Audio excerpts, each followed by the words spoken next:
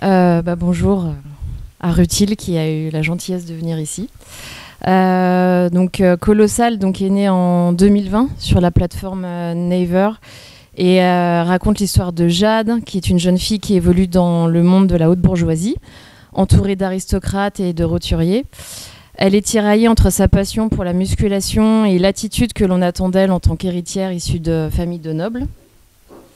Et ces deux univers très différents permettent aux autrices de parler de thématiques sociétales fortes, comme la lutte des classes, la représentation et le contrôle du corps des femmes, la religion, la communauté LGBT et plein d'autres thématiques. Les autrices ont choisi l'humour et une bonne dose de punchline pour développer cette comédie romantique qui a fait de cette série un succès fulgurant avec plus de 6 millions de vues.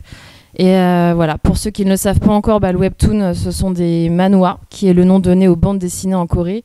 J'avais fait une petite slide. Et qui sont publiés en ligne sur smartphone.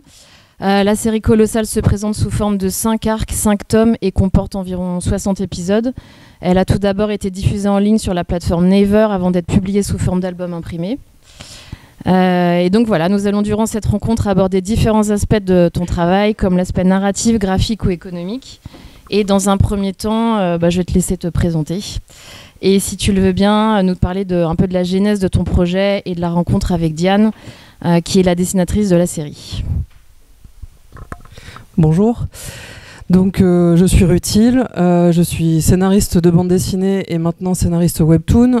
J'ai été récemment aussi engagée par les éditions d'Argo en tant qu'éditrice pour faire ma propre collection de webtoon, donc qui devrait normalement être lancée cette année, j'espère, sur la plateforme Ono, qui est la plateforme générale pour Média Participation, enfin le groupe. Et donc oui, la jeunesse de Colossal, c'est marrant parce que j'ai aussi des fonctions un peu de script doctor. J'ai travaillé dans plusieurs écoles de BD en tant que prof de scénario, mais j'ai aussi travaillé dans une école de cinéma en tant que prof de scénario.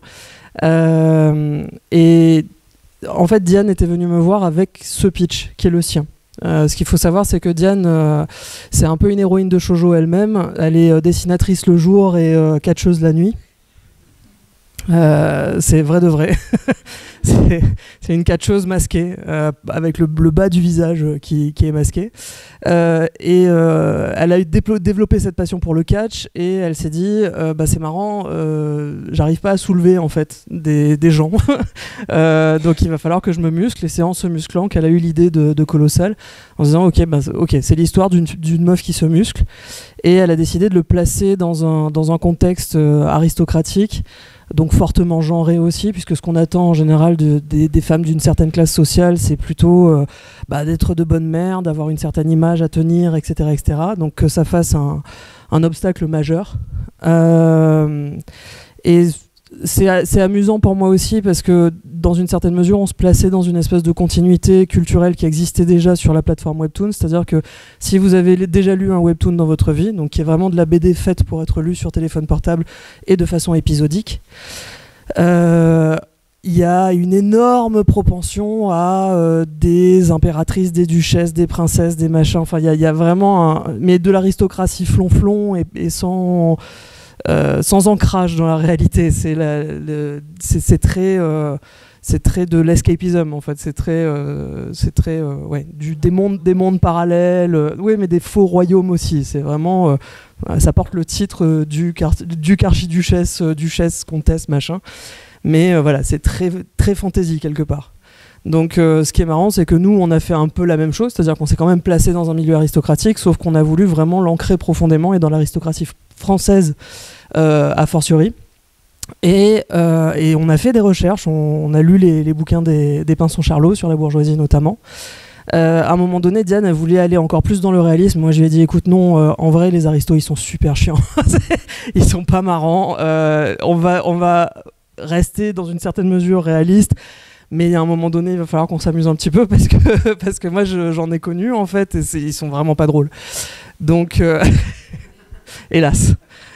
Si seulement on avait des aristos plus rigolos. Et donc elle a commencé ce webtoon. Moi je lui ai dit participe au concours, le premier concours qu'il y avait sur la plateforme Webtoon Never France, donc qui venait de se lancer en France. Donc comme Séverine l'a dit, c'est une plateforme qui est initialement coréenne. Il y a une branche aux États-Unis, la branche française venait d'ouvrir et a décidé de lancer un concours de jeunes talents, donc d'appel à projet, et avec plusieurs catégories, dont une catégorie comédie. Et j'ai dit à Diane, bon bah tu te lances, tu gagnes, et après tu reviens me voir. Et c'est ce qui s'est passé, donc comme quoi j'ai un sacré don de préscience. Donc elle a gagné en comédie et il n'y avait que 3 chapitres. Si vous avez lu le bouquin, ça finit, enfin les 3 chapitres que Diane a fait, même si je l'avais un peu piloté de loin, ça finit après la scène du buffet. Et à partir de là, elle me fait bon, on fait quoi? Et moi j'étais là genre comment ça bon, on fait quoi? T'avais rien de prévu pour la suite. Ce qui était intéressant, c'est que j'ai absolument, enfin quand elle est venue me voir avec son histoire de musculation, j'ai fait écoute meuf, non. Non. Bah, ça me saoulait. Moi, je me suis souvent catégorisé comme pur esprit. J'étais un peu en mode la musculation Thibaut InShape et la grossophobie qui va avec. Bof. Donc, je lui ai dit, on fait ça à une condition, c'est qu'on parle de grossophobie. Donc, il y a un personnage qui est un peu vecteur de ça, qui est le personnage de Léontine, qui me permet de tenir un discours là-dessus, dans le bouquin. Et d'une manière générale, qu'on puisse représenter et parler de plein de types de corps. Je veux pas qu'on se focalise sur cette espèce de grindset d'apparence, de va jusqu'au bout de tes performances pour être plus performant. Je déconne, mais il y a vraiment. En fait, ce qui est génial, c'est essayer de mater des publicités pour différentes salles de sport. Les vibes sont extrêmement différentes. Vous matez un truc néonès par rapport à Fitness Park. Je peux vous dire, Fitness Park, c'est le macronisme, c'est hardcore. Ah ouais, c'est vraiment hardcore. Et justement, en fait, moi, ce que j'aime bien regarder aussi, c'est quel type de corps il y a dans la pub. Et Basic Fit ou Néoness, ils ont tendance à plus mettre, en général, des meufs grosses, ou en tout cas semi-grosses, etc. Par contre, Fitness Park, c'est vraiment que de la sèche. C'est vraiment, éventuellement, ils vont mettre des gens qui font de l'handisport, etc. C'est-à-dire vraiment avec juste une moitié de jambes en moins. Ça passe. Mais il faut qu'ils soient secs, énormes et secs. Voilà. Du coup, j'espère que ça répond à la question. Je réponds aux 22 questions, je suis un peu embêtée. Donc voilà, on va quand même. Non, mais du coup, Daniel, tu peux enchaîner avec... Ah oui, d'accord, merde. C'est pas grave. Alors, vous m'entendez tous? Très bien. Ok, c'est bon alors.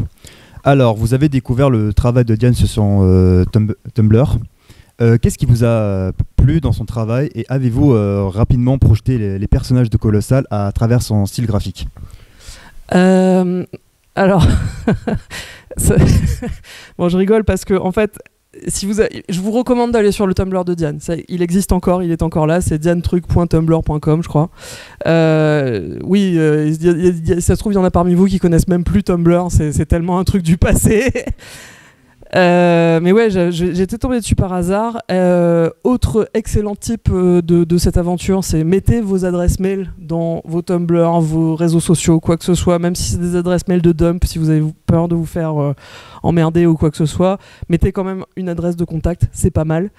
Et donc en fait, ce qui m'a plu immédiatement chez Diane, c'est qu'elle faisait des meufs que je considérais comme fortes, c'est-à-dire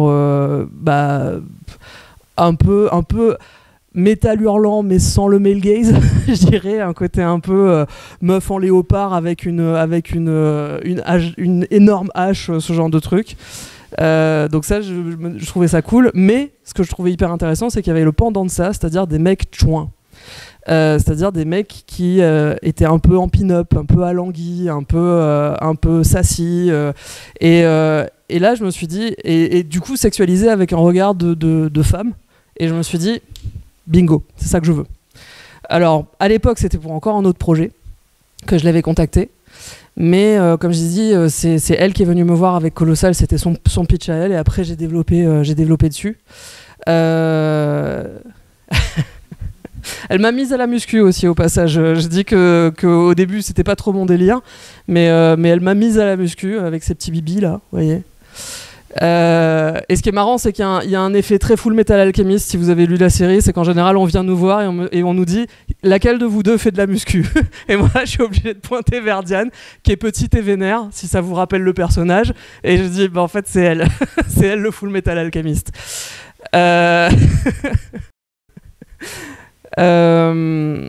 Et donc il y a une force dans ce qu'elle fait. Déjà, elle a une façon de synthétiser avec son trait qui est à la fois, le dessin il est beau en soi, mais pour du webtoon particulièrement, c'est-à-dire c'est quand même une BD qui se lit en scroll, donc on est censé pas faire des tableaux à chaque case en fait. Il y a un côté où il faut analyser les infos au fur et à mesure que vous scrollez. Et je trouve que Diane, elle a trouvé ce truc parfait, où à la fois les informations sont extrêmement lisibles, mais en plus en termes de dessin c'est extrêmement bien tapé, son anatomie elle est quasi parfaite à chaque fois, elle a un super sens du rythme, elle a un super sens, enfin c'est un tank Diane, c'est vraiment quelqu'un qui est hyper balèze en BD. Un autre truc aussi qui est en fait un des trucs que je cherche quand je cherche des dessinateurs, c'est que je cherche pas que des illustrateurs, je cherche vraiment des BDastes, c'est-à-dire des gens qui savent découper, qui ont forcément un sens du rythme et de la page. Et il y avait des pages de BD dans ce que faisait Diane, et c'est pour ça que je l'ai contacté. Parce que si c'était que le dessin aussi, il y a vraiment plein de dessinateurs qui sont super balèzes. Par contre, l'oreille, en termes de découpage de BD, ça peut s'apprendre, mais c'est pas donné à tout le monde. Donc, ce qui est fou, en fait, avec... je suis encore en train de faire des tunnels, en fait. Si tu as une autre question, désolé.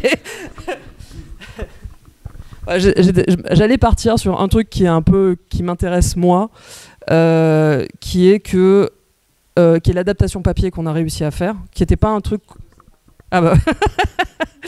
on voulait pas... initialement, on voulait pas faire d'adaptation papier. On se disait, on poste et puis c'est tout. Quand la série s'est finie, il y a eu 9 éditeurs qui nous ont couru après, donc on a fait, on va peut-être considérer une adaptation papier alors. On avait vu aussi des exemples de trucs qui se faisaient côté Corée, etc., qui étaient assez convaincants. Et il y a un truc aussi qui est particulier, je pense, avec ce que fait Diane, c'est que même en webtoon, elle respecte des codes de base de bande dessinée. Alors je vais m'expliquer un petit peu là-dessus. Il y a un outil en webtoon qui est extraordinaire, mais à la fois qui est le démon, qui est le scroll. Le scroll, c'est hyper pratique, ça peut faire apparaître des cases en fait, et donc ménager des effets de surprise. Vous pouvez vachement plus contrôler la temporalité en tant qu'auteur de BD par rapport à une page. Si par exemple vous voulez faire subir à quelqu'un 5 cases ou 50 cases de quelqu'un qui ouvre une porte, la personne n'aura pas d'autre choix que de se les taper en fait, de scroller. C'est un peu le cas aussi avec des courts-métrages étudiants en animation et autres, c'est-à-dire que voilà, de grands pouvoirs amènent de grandes responsabilités. Je dis pas que le webtoon c'est du dessin animé, mais il y a une partie en tout cas de contrôle de la temporalité qui est beaucoup plus du côté de l'auteur que du côté du lecteur. Donc il faut faire gaffe à ça, faut pas casser les pieds des gens, d'une part. Le truc c'est que donc il faut garder ce côté elliptique de la bande dessinée, c'est-à-dire pas faire 50 cases d'un gars qui ouvre une porte, à moins que vraiment vous vouliez casser les pieds des gens avec ça et que c'est l'effet demandé. Mais bon, faut vraiment à utiliser avec parcimonie. Mais il y en a qui se lâchent un petit peu trop en mode c'est bon, je suis en train de faire un demi-film à moi tout seul et qui vont faire 50 plans du même truc. Non, en BD il faut avancer. Il faut quand même avoir des trucs à dire de case en case et de jouer du coup sur ce côté à la fois synthétique et elliptique. Ce qui se rappelle à nous quand on est sur des pages, parce qu'au bout d'un moment on a des limites physiques en fait avec lesquelles dealer. Quand on a cette espèce de bande défilée qui est à peu près infinie, je pense qu'il y en a plein qui se disent c'est bon, je peux continuer 20 ans encore comme ça, il n'y a pas de souci.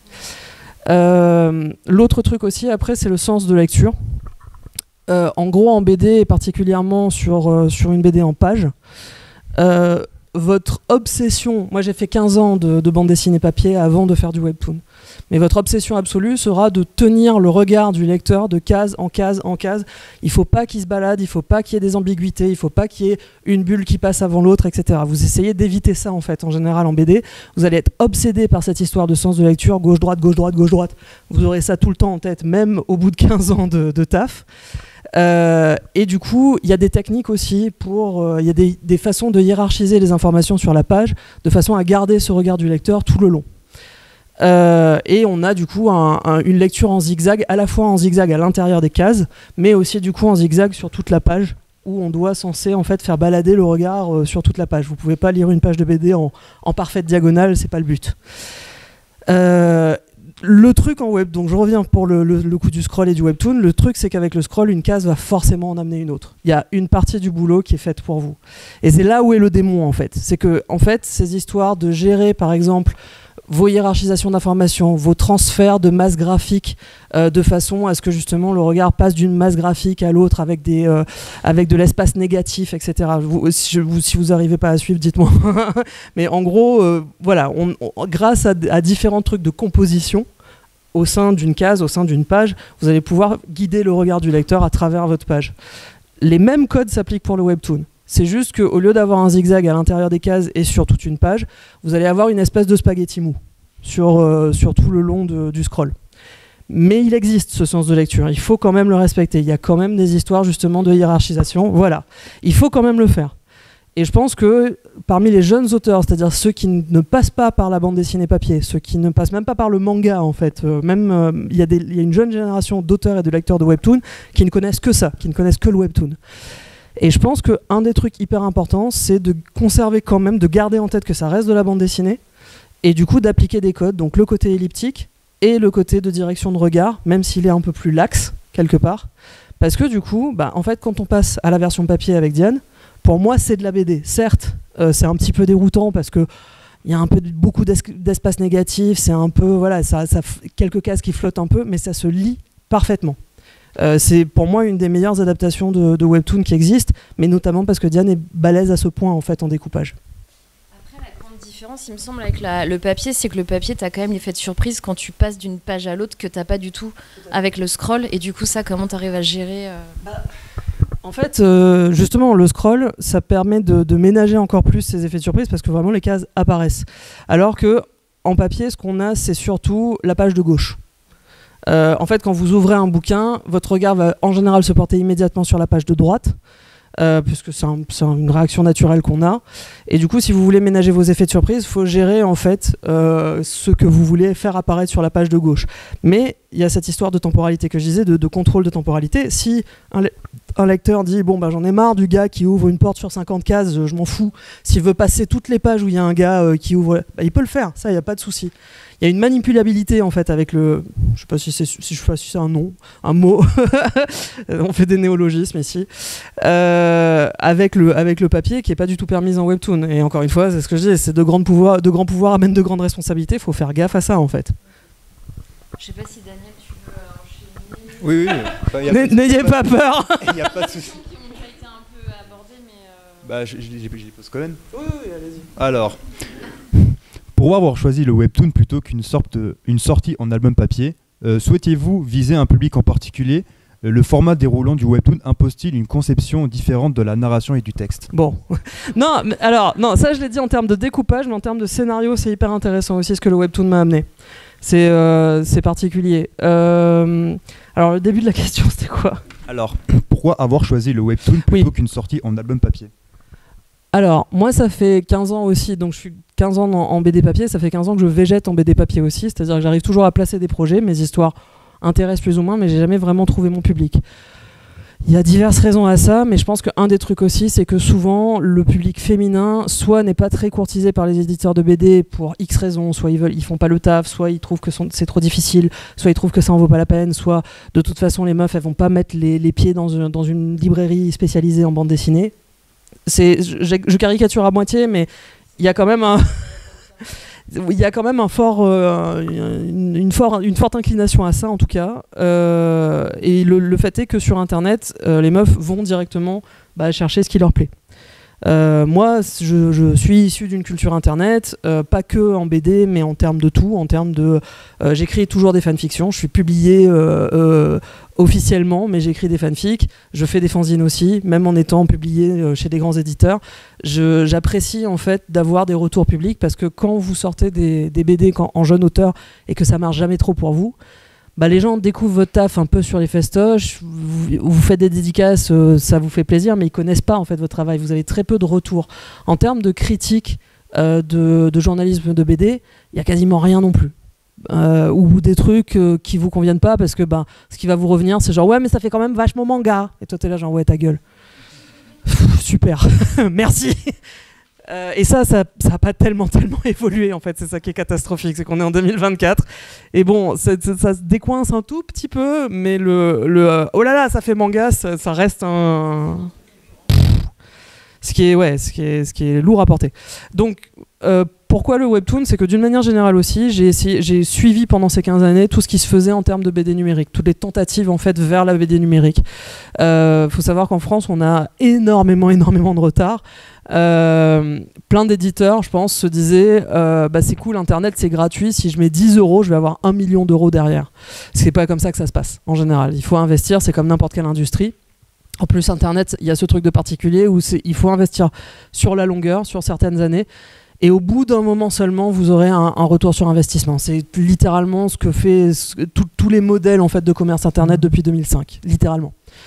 Et d'ailleurs, justement, en Corée, le webtoon, ça fait 20 ans que ça existe quasiment, et c'est une industrie multimillionnaire, et c'est un truc énormissime en fait. Il y a des studios qui se créent, il y a des studios spécialisés en assets 3D pour les webtoons. Donc c'est un truc qui roule. Et ils ont investi du coup sur le numérique beaucoup plus tôt que nous. Faut savoir par contre qu'à l'inverse, si vous sortez une BD papier, enfin une adaptation, un bonus quelconque sur un webtoon qui a vachement bien marché en Corée, si ça se vend à 3000 exemplaires, ils sont contents.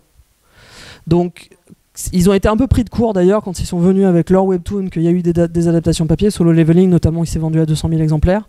Ils étaient là genre « Ah mais vous achetez des bouquins ici en fait ?» Ouais. Donc, donc ça les a pris de court, ce qui me fait marrer parce que je suis là genre mais vous savez ce que c'est qu'une étude de marché? Vous en avez déjà fait en fait. Mais bon. Et du coup, parmi les diverses tentatives, un des trucs que j'avais remarqué, c'était que on utilisait soit le numérique comme moyen de diffusion uniquement de bande dessinée, c'est-à-dire que souvent en webcomics, vous faisiez une page qui était prête à être imprimée. Mais vous utilisez à ce moment-là, du coup, Internet et le numérique uniquement comme moyen de diffusion, c'est-à-dire juste pour faire connaître le truc, et après, ça restait quand même le papier, le but ultime. Par ailleurs, les pages prêtes à l'impression, c'est pas homothétique. Est-ce que vous connaissez ce mot chez vous ou pas? Non, peut-être pas. Homothétique, c'est en fait le fait d'avoir un format qui est adapté au support. Notamment, je simplifie un petit peu, mais c'est plus ou moins ça. Si jamais vous avez une page en long comme ça qui apparaît sur votre écran d'ordinateur, qu'est-ce qui se passe? Vous avez de part et d'autre des bouts un peu grisouilles, c'est pas adapté à l'écran. À côté de ça, il y avait une autre partie de la BD numérique qui était un peu plus gadget, qui était un peu plus on va rajouter des sons, on va rajouter des gifs animés, on va rajouter des animations, on va faire de l'interactivité. Tout ça, moi, je déteste profondément. J'en ai rien à faire. C'est pas de la BD pour moi. C'est du gadget. Voilà, c'est un truc où, ouais, certes, on peut s'amuser. Déjà, il n'y a pas de business model. Tout le monde ne peut pas en faire. Ça, c'est un truc qui m'énerve particulièrement parce que pour moi, la BD, vous donnez un papier et un crayon à quelqu'un, vous pouvez faire de la BD. C'est pas comme l'animation, c'est pas comme le jeu vidéo. C'est un média qui doit rester et qui est profondément populaire. Donc voilà, moi je suis en mode bon il y a rien de part et d'autre qui se fait. À un moment donné, il y a les blogs BD qui se lancent aussi et qui ont un certain succès. Le problème c'est que pareil, c'est beaucoup du quotidien, c'est pas forcément des histoires à suite, c'est pas forcément c'est surtout lié à la personnalité des gens en fait qui les promeuvent. Et comme beaucoup aussi de modèles internet, il faut y être dès le début pour avoir un retour sur investissement et produire très régulièrement, sinon c'est même pas la peine. Il y a quand même une espèce d'érosion en fait du public au bout d'un moment. Voilà. Donc voilà, le blog BD c'est pas pour moi, la BD numérique gadget c'est pas pour moi, le webcomic qui est destiné à... J'en ai fait un peu, mais ça reste quand même relativement limité parce que encore une fois là le but c'est le papier, ça reste pas numérique. Et quand arrive le webtoon, ça c'est à partir de 2016, là je dis à Diane, c'est bon, on y est. On a un support qui est dispo dans toutes les poches de littéralement tout le monde, qui sont les smartphones. Un moyen de diffusion qui est populaire, qui est immédiat, qui est international, qui est donc Internet. Voilà. C'est donc sur la plateforme Naver. Et moi, ce qui m'intéresse dedans, particulièrement, c'est un truc qu'on a totalement perdu en France, qui est l'histoire à suite. En fait, là, l'édition française se dirige de plus en plus vers sortir des gros one-shots de 200-250 pages qui sont payés de plus en plus au lance-pierre. Souvent, ça va être des gens qui sortent d'écoles d'animation, qui ont leur intermittence et qui, à partir de leur intermittence, vont pouvoir produire enfin le truc, parfois un court-métrage d'animation qu'ils vont faire en BD, ce que je déteste aussi. Souvent, c'est trop long. Souvent, il y a 50 pages à sabrer dedans. L'accompagnement éditorial est nul. Enfin voilà, grosso modo, ces trucs-là, on voit au chapitre, mais on a quasiment que ça maintenant. Ou alors vous avez des biopics Seconde Guerre mondiale, ou alors des suites, des fils d'Is No Good, des neveux de Gaston, des je sais pas quoi. Ça, j'en ai ras la gueule, j'en peux plus. Et du coup, moi, je suis en mode, elle est où la BD avec laquelle j'ai grandi? Où est Valérian, en fait? Où sont les histoires à suite? Où sont les histoires? Et en fait, c'est juste que la prépublication, qui est le mode avec lequel la bande dessinée mondiale, aux États-Unis, au Japon et en France, a pu avoir des histoires à suite et a pu avoir du succès populaire, il n'y en a plus en France. Tous les magazines de prépublication sont morts. Il faut savoir qu'au Japon, le Shonen Jump, ce que vous connaissez probablement, qui est un des magazines de prépub de BD les plus connus au monde, il est déficitaire. Il est déficitaire quasiment depuis ses débuts. Mais la Shueisha le garde en tant que vitrine, en fait, parce que ça permet de faire la promotion pour des albums reliés au bout. Donc voilà, moi ce qui m'intéresse, en fait, c'est ce côté à suite, c'est ce côté épisodique, c'est ce côté feuilleton. Que le webtoon permet, parce que avec Colossal, tous les dimanches à 18h, il y avait un nouvel épisode. Alors, souhaitez-vous viser un public en particulier? Plus ou moins, oui. Enfin, on a eu des emmerdes en plus avec ça, parce qu'on s'est fait interviewer par Brut avec Diane récemment, et le journaliste nous a posé une question que beaucoup d'autres hommes nous ont posée, à savoir, mais comment ça se fait que vous dites que vous vous adressez aux filles, mais moi je suis un homme et j'aime bien. Et nous on est là genre c'est super, voici un cookie. Mais de toute façon, et du coup il y a eu une vidéo où on a été interviewé par Brut, où on a dit nous notre premier public c'est les filles, et on n'a jamais dit les garçons sont exclus, c'est pas la question, c'est juste que on a tellement pas l'habitude d'entendre notre premier public c'est les filles, parce que un public masculin, c'est un public par défaut, c'est ce à quoi on doit tendre, c'est le truc par excellence, et puis éventuellement il y aura des meufs qui vont se greffer par-dessus, c'est pas grave, enfin. Mais initialement, on s'est dit, nous on veut s'adresser à un public féminin. Et encore une fois, c'est pas du tout sectaire, c'est pas du tout. C'est juste que moi j'ai été libraire, je me suis rendu compte que les garçons, souvent, étaient très prescripteurs entre eux, et avaient relativement peu de références en dehors de ce qu'ils se prescrivaient les uns les autres. Donc souvent ça reste extrêmement limité. Les filles n'ont pas du tout ce genre de restrictions, et en plus il y a ce problème aussi qui est connu, et pareil on s'est fait incendier pour ça, alors que c'est assez basique à dire, c'est que dès que c'est rose, dès que c'est orienté féminin, il y aura une réaction de rejet immédiat de la part d'un public masculin en général. Évidemment, c'est une généralité. Si vous êtes pas, si c'est not all men, si vous êtes attiré quand même en étant un homme par des trucs roses, bravo, une médaille, un cookie, venez vous asseoir, vous avez le droit d'être là. Évidemment, bravo, félicitations. Mais voilà, le truc c'est qu'on s'est fait vraiment déchirer la gueule juste pour avoir dit ça, ce qui est quand même une réalité que littéralement tout le monde connaît, des libraires aux éditeurs en passant par les auteurs, c'est connu. Moi j'ai sorti ma première BD qui s'appelait Geek and Girly, qui avait une couverture rose, j'avais des potes auteurs, ça a été la première trahison que j'ai eue en tant qu'autrice, c'est des potes auteurs dont je pensais qu'ils allaient m'accompagner en fait le long de cette aventure, qui étaient là genre ah ouais c'est rose quand même hein, et moi j'étais là genre bah ouais. Parce que moi, comme une débile à cette époque, j'étais égalitariste et j'étais là genre non mais c'est bon, on n'a plus besoin du féminisme, c'est bon. J'ai des potes garçons, ils vont acheter ma BD. Ah bah non. Moi j'ai acheté leur BD, eux non. Donc tout ça pour dire que quand on dit qu'on s'adresse à un public féminin, c'est aussi parce que on a remarqué que il est vachement plus loyal, vachement plus éclectique, vachement plus intéressé. Il nous suit, il achète. Et d'une manière générale, voilà, c'est une cible marketing comme une autre, mais on sait aussi que oui, il y a des mecs qui vont pas y aller, et c'est de leur faute, c'est pas de la nôtre. Alors, le format des rouleaux du webtoon impose-t-il une conception différente de la narration et du texte? Ah oui. Alors par rapport à cette histoire, oui, parce que c'est ça, il y avait cette histoire d'épisode. Quand on a commencé avec Diane, j'avais un autre objectif en dehors du contenu par rapport à la musculation, etc. Il fallait absolument qu'on arrive à créer un rendez-vous. Parce que pour moi, il y a un truc qui se perd en fait, qui va peut-être revenir parce que c'est cyclique, mais on a perdu un truc avec les plateformes de streaming, avec Netflix, etc. C'est l'impression de communauté face à une œuvre en fait, de réagir de la même façon face à un même produit culturel. Souvent avec justement les plateformes de streaming, ça va être genre t'as vu telle série, ah non j'en suis à l'épisode 1, ah bah moi j'ai fini, ah bah moi je suis aux 3 épisodes, me spoil pas, blablabla. Mais du coup on n'a pas cette expérience commune de pouvoir expérimenter le même truc en même temps et le dire après. Moi j'ai grandi à l'île Maurice où en fait tous les dimanches à 18h les rues étaient désertes parce que tout le monde était devant la telenovela. Où tout le monde était accroché à mort, et je peux vous dire que le lundi ça parlait de Leonella et de Rosa qui lui a fait un coup dans le dos dégueulasse, alors que Ricardo franchement il était prêt à y aller quoi. C'était serious business. Donc, mais c'est ça, et en fait je trouve qu'on perd un peu ça. Je disais qu'un des derniers trucs communs qu'on a vécu comme ça, c'est la finale de Game of Thrones en fait, et en plus qui a été mal vécu par beaucoup de gens.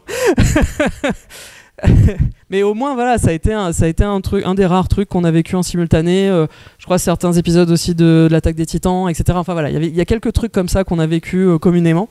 Et quand on s'est lancé en webtoon, j'avais dit à Diane, il faut absolument qu'on crée un rendez-vous. Il faut que chaque épisode soit un vrai épisode, sachant qu'au passage c'est hyper dur.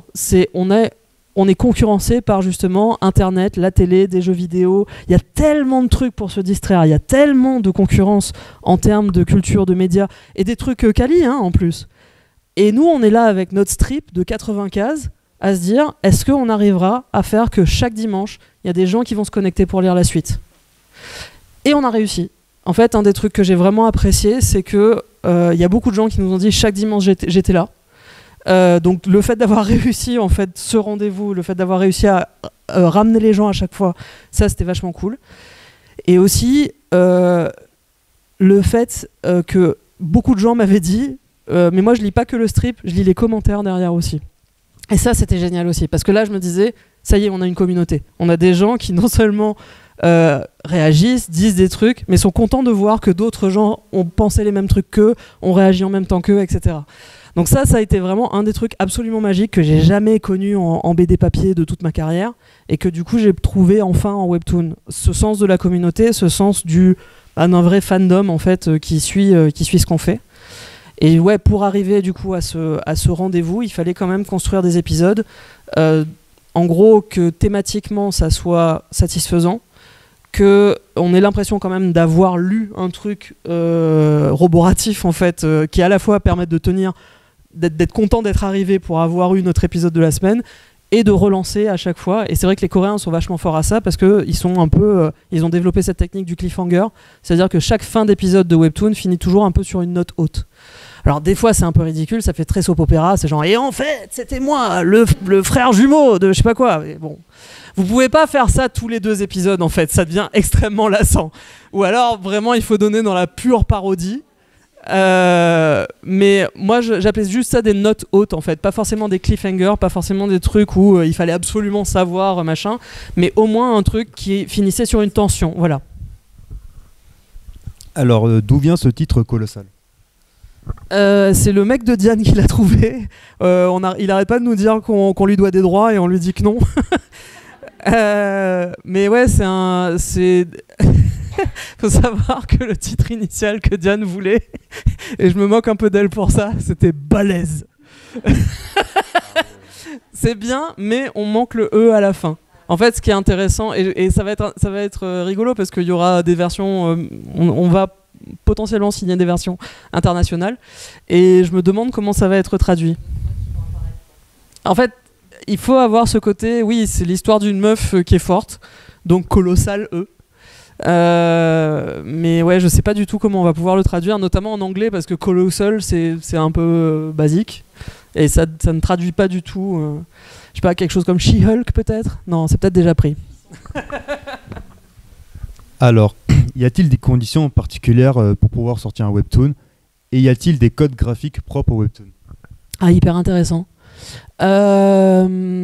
Alors, les conditions particulières, c'est que, bah oui, il faut tenir le rythme. Alors, à une époque sur Naver, il payait uniquement à publication, pas à livraison. C'est-à-dire qu'il fallait que votre épisode soit fini, qu'il soit publié sur la plateforme pour que vous puissiez toucher la thune. Ça, c'était catastrophique parce que ça voulait dire que si vous vouliez faire des épisodes d'avance, ça allait être sur votre propre temps et vos propres deniers. Heureusement, ils ont changé ce système. Donc maintenant, vous êtes payé à livraison des épisodes. Mais il faut savoir que c'est quand même un rythme qui est extrêmement dur à tenir. Je l'ai dit, Diane, c'est un tank. C'est une meuf qui est inhumaine par rapport à ça. Elle a quasiment tout fait toute seule. Non, mais elle avait vraiment ce rythme de mangaka. Pour vous dire, on faisait 80 cases par semaine. Et ça, c'est en moyenne. Évidemment, des fois, on explosait ses quotas. Donc, des fois, il y avait des semaines où on disait, bon, là, on déclare forfait parce que le dernier épisode qui faisait plusieurs centaines de cases nous a assassinés. Donc, on va vous donner rendez-vous à la semaine prochaine parce que là, c'est pas possible. Mais faut savoir que, ouais, on avait 5 épisodes d'avance initialement qu'on a rapidement bouffé. Et au bout d'un moment, on était en flux tendu. C'est-à-dire que le lundi, on mettait au point l'épisode. Diane courait jusqu'à la fin de la semaine pour le produire. Et le dimanche à 18h, c'était posté. Et il faut surtout pas, si on crée un rendez-vous, c'est le genre de truc qu'il faut surtout pas louper.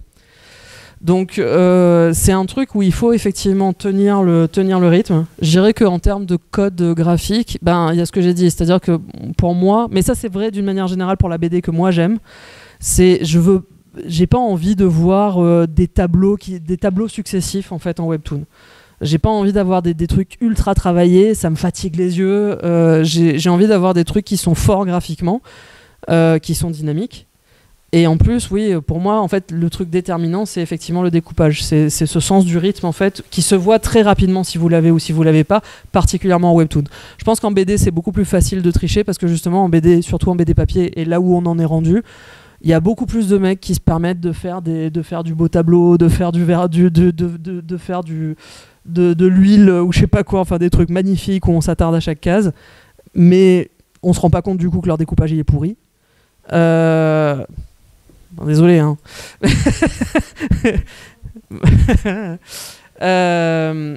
Mais du coup, enfin voilà, pour moi, il y a un truc qui est extrêmement simple avec le webtoon, c'est que voilà, si les gens se lassent, ils passent immédiatement à autre chose et quand vous êtes chiant, ça se sent en fait.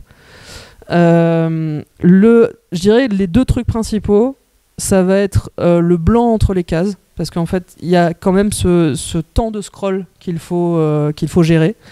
Donc justement, si par exemple vous voulez laisser passer un petit temps de pause, si vous voulez gérer un suspense, vous pouvez laisser passer au moins 2 écrans de blanc et puis faire apparaître une case. Ça fait une rythmique particulière. D'une manière générale, il faut espacer un petit peu parce qu'il faut laisser respirer en fait ce fameux scroll et ce fameux spaghetti mou de sens de lecture. Le deuxième truc que je dirais, et ça c'est un truc qu'on n'a pas du tout fait, mais que je trouve très rigolo, et qu'on a parodié d'ailleurs, je crois que c'est dans le tome 3, on avait fait un épisode du 1er avril pour Colossal, où on se foutait un peu de la gueule des webtoons un peu caricaturaux qu'on avait lus nous, de justement genre un bus m'a renversé, je me suis réincarné dans le corps de la méchante du roman que j'étais en train de lire, et l'archiduchesse me hait, et l'archicomte veut de moi. Et donc on a fait cet épisode parodique avec nos personnages. Et il y a ce qu'on appelle, alors ça existe en japonais aussi, il y a ce qu'on appelle des idéophones. C'est un type d'onomatopée qui ne correspond pas à un bruit. Ce qui correspond plus à une émotion, un mouvement, c'est plus difficile en fait à retranscrire. Donc en japonais, ils ont des bruits pour plein de choses. Par exemple, vous avez probablement lu JoJo's Bizarre Adventure. Vous connaissez le bruit quand il y a un méchant qui se montre menaçant. Est-ce que vous pouvez me le faire? Non? Go, go, go, go. Alors, go, go, go, go, go, personne ne va l'entendre, c'est juste un bruit d'atmosphère menaçante. Un vrai bruit, par exemple, de pluie qui tombe en rideau, ça va être za en japonais. Mais vous allez avoir effectivement plein de typiquement, vous allez aussi avoir des bruits pour regard fixe. Ji. Il y a plein de bruits comme ça en japonais. Ils ont un ensemble en fait d'onomatopées qui est beaucoup plus développé que les nôtres. Mais c'est des bruits. En coréen, ou en tout cas en traduction coréenne. Je sais pas si en coréen c'est la même chose qu'en japonais, c'est-à-dire qu'il y a un bruit pour, mais vous allez avoir quasiment des phrases entières et mises entre astérix. Par exemple, se lève brusquement. Ou je sais pas qu'est-ce que. Donc, enfin, on a. Limite mais voilà, mais qui sont donc ce qu'on appelle des idéophones, c'est-à-dire censés être des onomatopées, mais qui correspondent à une atmosphère, un mouvement, une émotion, etc., etc. Et du coup, dans l'épisode parodique de Colossal, il y avait dropkick foudroyant de mémoire, agrippe vigoureusement le bras, ce genre de choses. Et donc voilà, je pense qu'il y a certains auteurs français qui vont les utiliser, mais moi je trouve que c'est un peu. Je comprends pourquoi ça existe, parce que notamment ça permet, parce que c'est un médium cheap, vous n'êtes pas payé beaucoup à le faire, donc essayer de retranscrire ce genre de choses par la pure mise en scène, ça demande parfois, ça va être peut-être parfois un peu gourmand en cases. Donc le fait de juste mettre rapido une onomatopée, genre ouais, se lève brusquement, allez hop, basta, on gagne un certain nombre de cases, alors que c'est vrai que ouais. En tout cas, nous, notre éditrice, on avait une éditrice coréenne qui nous suivait et qui nous demandait de le faire. On lui disait absolument pas, meuf, parce que pour nous, c'était un peu du mise en scène fail, quoi. Il y avait un côté genre non, quand même, c'est un peu ridicule. Mais on l'a parodié. Alors, comment avez-vous organisé cette série? Avez-vous déjà tout écrit à l'avance? Ou bien les commentaires de lecteurs vous ont-ils influencé dans la rédaction du scénario au fur et à mesure de la publication des épisodes? Oui, alors ça c'est une super question parce que voilà, c'était en plein Covid. Diane habitait à une station de métro de chez moi, donc j'allais la voir de temps en temps. Et certains dimanches, l'épisode était posté et on s'installait sur son canapé et on lisait les commentaires ensemble. C'était assez fun. On avait prévu l'histoire depuis le début. En fait, il n'y a pas moyen. Je pense que c'est quand même difficile parce que Diane voulait absolument qu'il y ait une fin. Ça allait pas être un truc en mode soap opéra, ça allait pas être un truc en mode on va voir où ça nous mène, et aussi parce qu'on voulait vraiment dire un truc. Il y avait un sens à ce qu'on disait. On voulait un propos construit, et je pense que pour avoir un propos construit, vous pouvez pas juste faire des trucs à base de rebondissements, de Dylan sort avec Steve qui sort avec Branda ou je sais pas quoi, et en fait c'était moi le frère jumeau de, etc. Donc, on a quand même construit notre truc. On savait qu'on avait on avait une cinquantaine d'épisodes qui nous avaient été alloués par Webtoon. Et on s'est dit, 50 épisodes, vous n'avez pas moyen de vous attaquer, de savoir exactement ce qu'il y a dans 50 épisodes si vous faites pas un petit breakdown par unité, en fait. Parce que la BD, c'est des unités aussi, au passage. En fait, on s'est dit, ok, 50 épisodes, on va le séparer en 5. Ça fait 5 arcs. On va faire 10 épisodes par arc. Et en fait, on va déterminer, à la moitié, au bout de 5 épisodes, il y a un truc déterminant qui se passe. À la fin, il y a un côté un peu mathématique, mais après, on se gardait quand même une certaine souplesse, malgré tout. Ouais. En fait, c'est ça, c'est qu'on a assigné des lignes de scénar à chaque. Quand je disais que quand on était en flux tendu et qu'on mettait un épisode au point, le lundi, c'était moi qui lui filais en fait une espèce de synopsis qui disait il se passe ça et ça dans l'épisode, limite en bullet points. Elle passait directement au board parce qu'on n'avait vraiment pas le time de bosser avec un scénar où je détaillais tout ce qui se passe case par case et où elle essayait de le déchiffrer. Donc elle passait au board, elle me le renvoyait, on avait un mini ping-pong et après c'était go jusqu'à la fin de la semaine.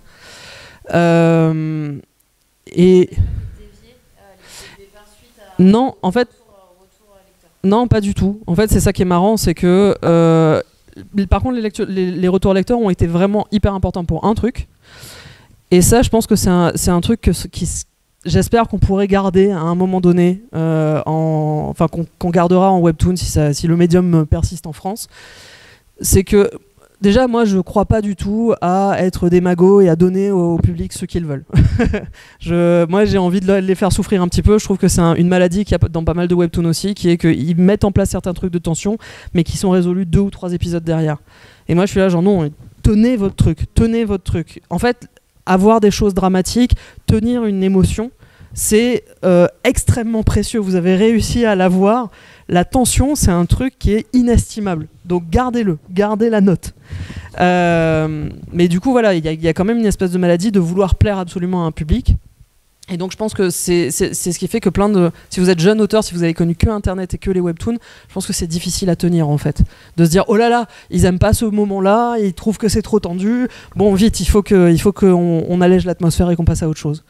Non, là où ça nous a été vachement utile, c'est qu'on envoyait des signaux de temps en temps. C'est-à-dire qu'il y avait des lignes de scénario qu'on savait qu'on voulait ramener.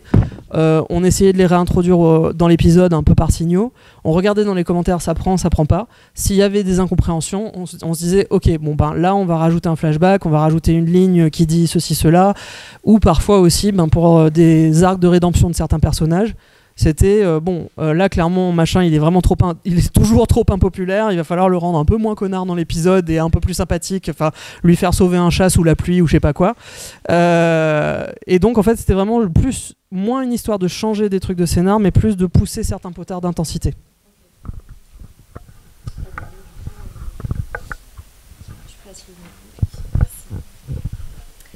Vous avez déjà répondu en partie à la question que je vais ça va revenir poser. souvent je pense. Je suis désolé. Comment conçoit-on un épisode webtoon par rapport à la publication d'un épisode? Comment ça se passe?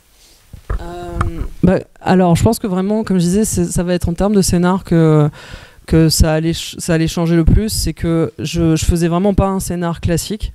Ce que je sais faire, y a pas de souci avec ça, je sais découper aussi, mais la raison en fait j'ai comparé cette espèce de flux tendu qu'on avait avec Diane. Heureusement on s'entend extrêmement bien, on a un peu le même humour. Et j'ai comparé ça un peu à une impro de jazz. C'est-à-dire qu'elle maîtrise son instrument, moi je maîtrise le mien. Il faut qu'on s'écoute. Et on peut avoir des solos. Mais il faut que ça se passe extrêmement vite. Il faut que ça se décide en fait sur une demi-croche. Donc en gros, on avait donc notre trame.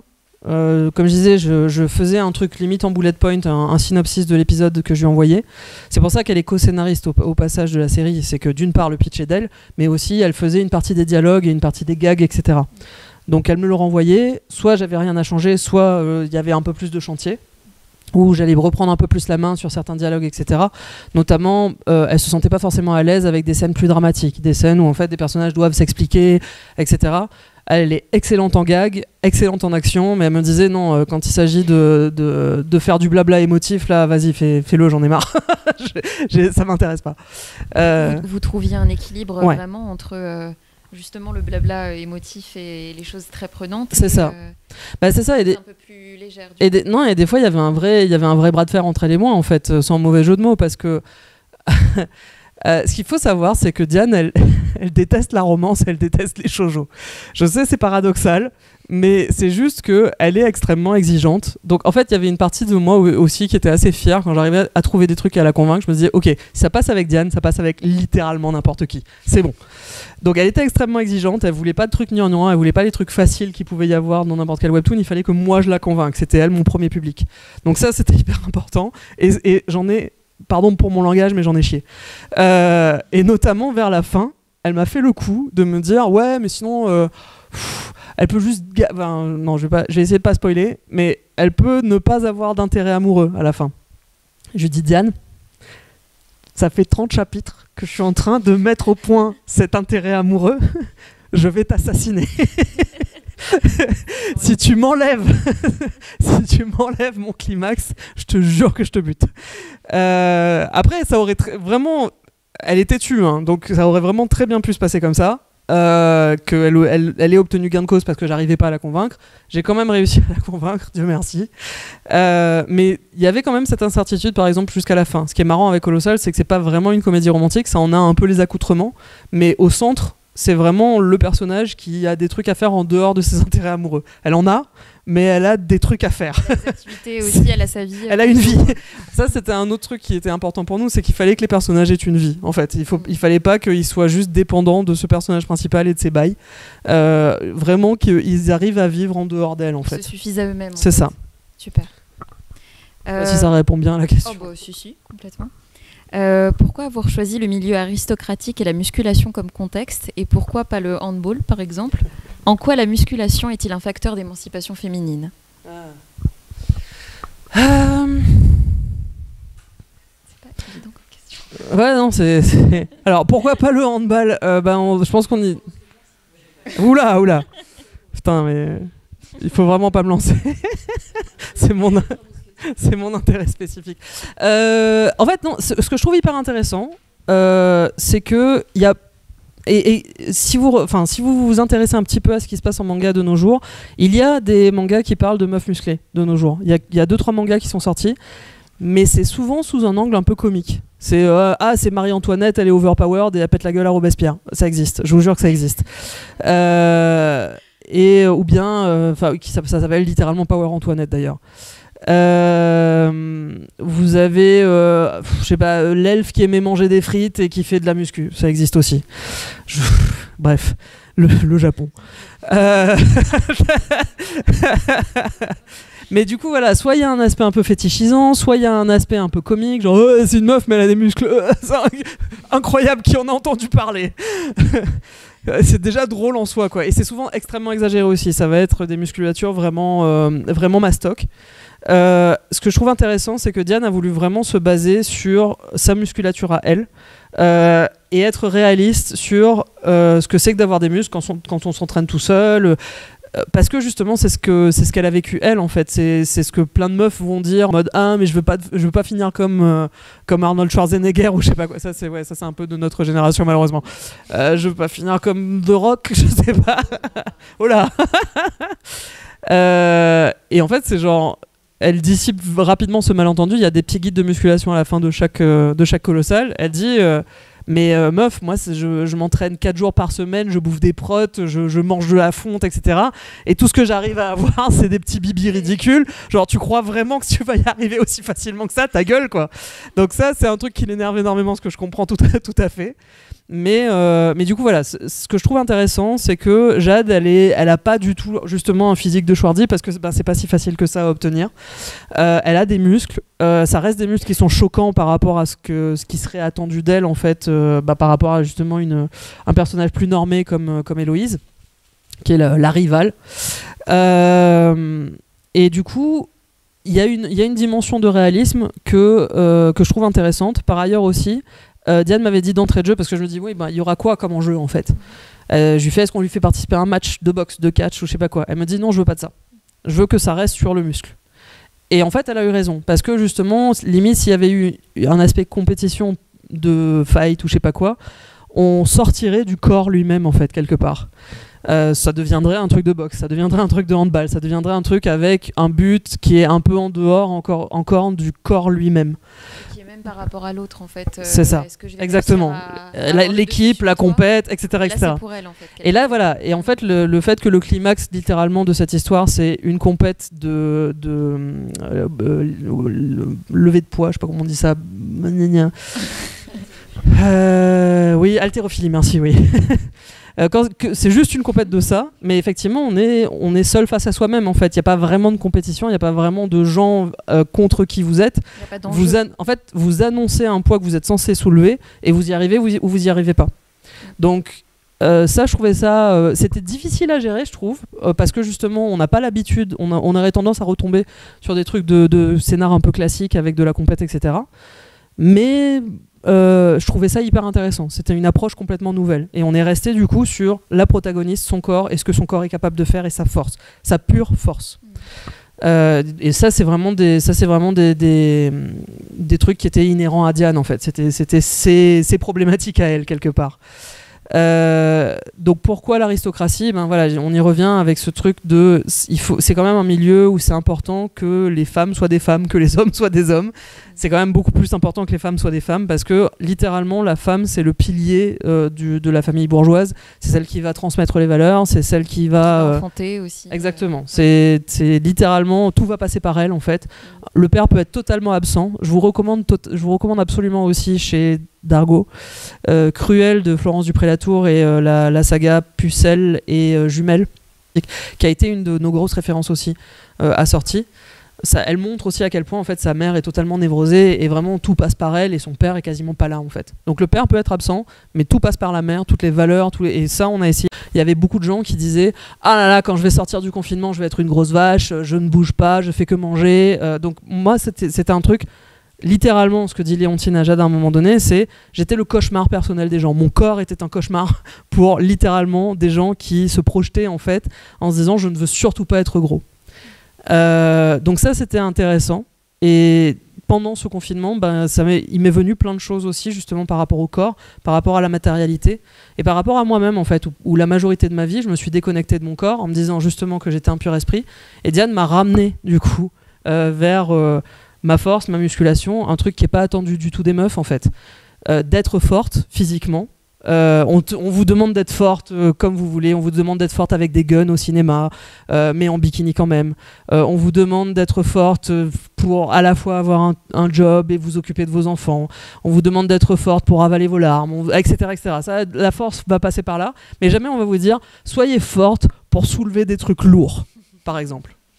Et moi j'aime bien, moi j'étais toujours la gamine horrible quand la maîtresse disait ranger les tables et les chaises. Moi je m'amenais avec 7 chaises comme ça, j'étais trop fière. Et où s'est passé ça? Pourquoi personne ne me félicite quand je soulève 7 chaises? Voilà, vous allez voir à la fin là. Je vais vous donner un coup de main, vous allez voir le nombre de chaises que je soulève. Non, il y a une anecdote que je trouve parlante. On a été invité à pas mal de causeries et de conférences en fait, autour des femmes et du sport, puisqu'il y a eu la journée internationale des droits des femmes récemment, que le tome 5 de Colossal est sorti le 7 mars, et que du coup on est l'année des Jeux Olympiques. Et en fait, dans ma famille, on a toujours été un peu grand et gros. Et ma sœur me dit un jour, ah oui, mais tu sais, légende familiale, tu sais, nous on n'est pas très sportifs. Et je lui dis, mais parle pour toi, moi je suis championne nationale en fait. Je suis championne nationale d'athlétisme. Elle me dit quoi? Je lui dis oui, je viens de l'île Maurice et dans des intercollèges, des interlycées, je suis championne nationale de lancer du poids et de lancer du disque. Sauf que personne n'en a rien eu à foutre en fait dans la famille parce que les championnes de lancer du poids et de lancer du disque ont mon physique. C'est-à-dire que c'est pas du cardio, c'est pas du judo, c'est pas de la natation, c'est pas de la course, c'est pas des trucs qui vont vous donner un corps dont on penserait que c'est un corps de sportif. Si je vous dis sportif, qu'est-ce que vous aurez en tête tout de suite? Vous aurez des muscles secs, vous aurez des gens minces. Mais il y a des sportifs qui sont gros, il y a des sportifs qui ont ma corpulence en fait. Sauf que c'est pas des trucs qu'on va encourager chez les meufs, encore une fois. Et du coup voilà, moi j'avais juste une certaine aptitude naturelle, je prenais le poids, je l'envoyais, ça tombait loin, j'avais la médaille, je rentrais à la maison, ma mère me disait cool. Et c'était tout, ça s'est arrêté là. Mais je me dis, si j'avais montré des aptitudes en judo, en natation, en course, soudain, on m'aurait sans doute trouvé un entraîneur, on m'aurait sans doute poussé en fait à poursuivre cette voie-là. J'étais fucking championne nationale. Je suis la meuf la plus médaillée de la maison. C'est incroyable. Donc tout ça pour dire que, en fait, un des points les plus intéressants de Colossal, c'était de détacher l'idée de force du physique. On peut être fort sans être mince, on peut être fort sans ressembler à Thor ou à Captain America, on peut être fort physiquement et pouvoir accomplir des choses matérielles dans la réalité, et c'est un des trucs les plus importants à faire en fait. C'est une série entre autres qui parle de trouver la connexion avec des gens dans la vraie vie. Et c'est une série qui, encore une fois, est née alors que tout le monde était quasiment déconnecté les uns les autres, on était quasiment tous dans nos têtes et face à un ordinateur. Et je trouve intéressant que ça ait eu du succès alors que ça parle littéralement de se connecter à des gens, mais physiquement. Et ça parle aussi d'une force émotionnelle. Ouais, en complémentarité. Il y a une double lecture dans le récit, une comédie romantique en apparence légère, mais qui traite finalement des sujets assez profonds, politiques et sociologiques. Comment la lutte des classes et l'image du corps de la femme dans la société, comme l'image du corps de la femme dans la société. Pourquoi avoir choisi la comédie et l'humour pour traiter ces sujets? Déjà parce que la comédie, c'est un des trucs les plus efficaces pour parler de quoi que ce soit. J'ai une anecdote que j'aime beaucoup qui est la naissance du rakugo au Japon. Le rakugo, en fait, c'est des personnes qui vont vous raconter des trucs. Donc souvent, c'est un art de raconter des histoires sur scène. C'est une personne toute seule, assise en seiza, donc assise à genoux, qui va avoir un mouchoir, un éventail, un coussin, et va se servir de ces accessoires pour vous raconter toute une histoire, prendre diverses voix, etc. Mais cet art est né parce que pendant la guerre civile au Japon, les différents daimyo, les différents seigneurs de guerre, faisaient venir en fait des gens pour leur apprendre des trucs ou leur apprendre des nouvelles. Donc soit des nouvelles du front, etc., mais aussi aujourd'hui, parle-moi d'un truc que je veux apprendre. C'était un peu les TED Talks de l'époque en fait. C'est vraiment genre, je sais pas, comment on fabrique des mochi. Vas-y, dis-moi. Et en fait, un des mecs qui avait le plus de succès dans cet art-là, c'était un moine qui en faisait de la comédie. Donc littéralement l'art de la guerre, mais avec des blagues. Et parce qu'on se rendait compte que en racontant le truc sous forme de blagues, on arrivait à mieux mémoriser. Donc la comédie, même en France, c'est connu aussi. Molière, Castigat ridendo mores, voilà, ça pose, je vous ai fait du latin bla. Donc elle corrige les mœurs en riant. C'était quand même connu aussi en France au XVIIe qu'à travers la comédie, vous pouviez avoir un impact sur la société. Ce qui est le cas. Beaumarchais, Molière, etc. Beaumarchais, il a limite les noces de Figaro, ça a été à l'origine de la Révolution française. Donc c'est quand même vachement important. C'est un truc qui vieillit très vite, les blagues et la comédie, mais ça peut aussi avoir un impact assez formidable. Et par rapport à la lutte des classes, ben ouais, c'est un peu la même chose. C'est que je pense qu'on n'est pas obligé de faire la révolution en faisant la gueule. Et qu'au contraire, ça peut être un truc extrêmement joyeux, les lendemains qui chantent, tout ça. Et par rapport à l'image de la femme, pareil, on n'est pas obligé de chialer en fait. On peut, au contraire, on a le droit, on devrait. Mais on peut avoir aussi d'autres tons et d'autres façons de présenter les choses, c'est pas interdit. Quelles sont vos sources d'inspiration d'une manière générale et en particulier pour cette série ? Ça a été globalement des shoujo qu'on avait en commun. Donc les shoujo, c'est les mangas pour filles, qui en plus est un terme un peu bâtard parce que ça regroupe à la fois de la SF, de la fantasy, effectivement des comédies romantiques, des trucs plus dramatiques, du slice of life. Shoujo, ça n'existe pas vraiment en tant que genre littéraire en fait. C'est vraiment juste truc pour filles, alors que côté garçon, on va avoir déjà un peu plus de nuances. Donc c'est un terme un peu bâtard, mais on avait été vachement on adorait toutes les deux, entre autres Peach Girl, qui est un shoujo début des années 2000, et notamment parce que pareil, c'est l'histoire d'une meuf qui est pas vraiment intégrée parce que elle est trop bronzée. Bon. ça semble un peu couillon dit comme ça, mais effectivement dans un pays comme le Japon, c'est quand même ça pèse quand même. Et il y a plein de préjugés qui lui collent à la peau justement parce qu'elle est trop bronzée. Et après, voilà, il y a d'autres choses qui sont développées dans Peach Girl, mais un des trucs qu'on voulait aussi, c'était... Il y a un truc là, je spoil peut-être un tout petit peu, mais il y a un truc dans les webtoons, c'est que en termes de romance, c'est très conservateur dans une certaine mesure parce que c'est très... Le premier gars sur lequel tu tombes, tu restes avec toute ta life. C'est pas de bol si c'est un mangeur de chiens, si c'est un assassineur de vieilles dames, tu restes avec, surtout s'il est beau et s'il est riche. Donc on avait un peu un decoy comme ça dans Colossal en la personne de Nathanael, parce qu'il est beau et riche, mais c'est un des mecs les plus infects possibles. Et lui, ça aurait été un héros de webtoon en fait. Lui, ça aurait été un héros de webtoon normal. Mais ce qu'on trouvait intéressant dans Peach Girl, parce que l'autrice a réussi, c'est que il y a un premier intérêt amoureux masculin, et en fait elle arrive à dévier et l'héroïne finit avec quelqu'un d'autre, et de façon assez naturelle et assez cool, sans que le premier intérêt amoureux masculin soit vilifié ou ne serve à rien ou soit inintéressant. Et je pense que c'est un peu ce qu'on a réussi, j'espère, à faire. C'est que les deux personnages, les deux intérêts amoureux masculins sont plutôt intéressants. C'est d'autant plus intéressant pour un public adolescent en fait, qui débute aussi dans des expériences amoureuses. C'est hyper émancipateur et enrichissant. Ouais, et là aussi on en a chié, parce que vraiment il y a eu des gens... Déjà il y a des gens qui vont encore venir nous voir en disant « je préférais le premier ». Parce que ce à quoi je dis à chaque fois « très bien ». Je suis ravi, ça me prouve que c'est un vrai perso et qu'il est digne d'être aimé. Parce que l'autre truc aussi qui se passe un peu trop souvent, c'est qu'on va mettre un autre gars pour un soi-disant triangle amoureux, mais qui est totalement insipide, incolore, pas là, jamais, et qui n'a jamais eu aucune chance. Mais pour dire que oui, il y a un peu de tension, il y a un peu de trucs qui se passent, il est là, quoi. Comme un frigo dans une rivière. Et par contre... le fait qu'on nous dise que ce premier intérêt amoureux, ils y tiennent encore, moi je trouve ça génial. Le deuxième, il y a des gens jusqu'à la dernière minute, ils n'ont pas voulu lâcher. Et quand il a surmonté 1 million d'obstacles, dont des trucs assez hardcore, là il y a eu quand même des gens en commentaire qui étaient là genre « c'est bon, je t'accepte ». Et moi je suis là genre « putain on a développé les trucs là quand même ». Les personnages du récit sont ambivalents, ils sont tour à tour forts ou faibles et évoluent beaucoup entre le début et la fin de l'histoire. Comment les avez-vous créés et quel message voulez-vous faire passer à travers eux ? Quel est votre personnage préféré ? Un des trucs, une de mes sources d'inspiration principales, ça a été Buffy contre les vampires, qui est une série absolument légendaire des années 90-2000. Notamment parce que justement ces personnages sont extrêmement fouillés, vivent justement leur vie de leur côté sans forcément être totalement liés à l'héroïne. Et l'héroïne, justement, est définie par sa force. Néanmoins, il y a plein de moments où justement elle est plus bactère, elle montre d'énormes faiblesses. Et il y a un truc que j'aime vraiment beaucoup dans cette série, c'est qu'il y a plein de persos qui lui reprochent des trucs tout le temps. Ça, j'adore. J'adore, en fait. C'est pareil, j'ai parlé beaucoup de défauts dans d'autres webtoons, mais bon, il faut quand même tenir compte du continuum artistique dans lequel on se place.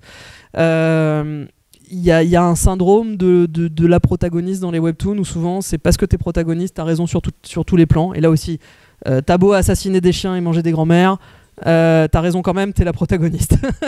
et surtout, si t'as quelqu'un qui est ton rival et qui te dit, en fait, il vaut mieux pas manger des grands-mères, elle a tort, parce que c'est pas la protagoniste.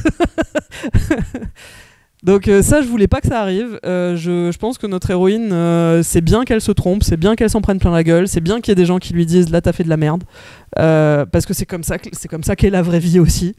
C'est un truc très shoujo aussi, au final, d'opérer à partir de certains clichés, et après d'essayer de gratter et de découvrir des profondeurs chez les persos.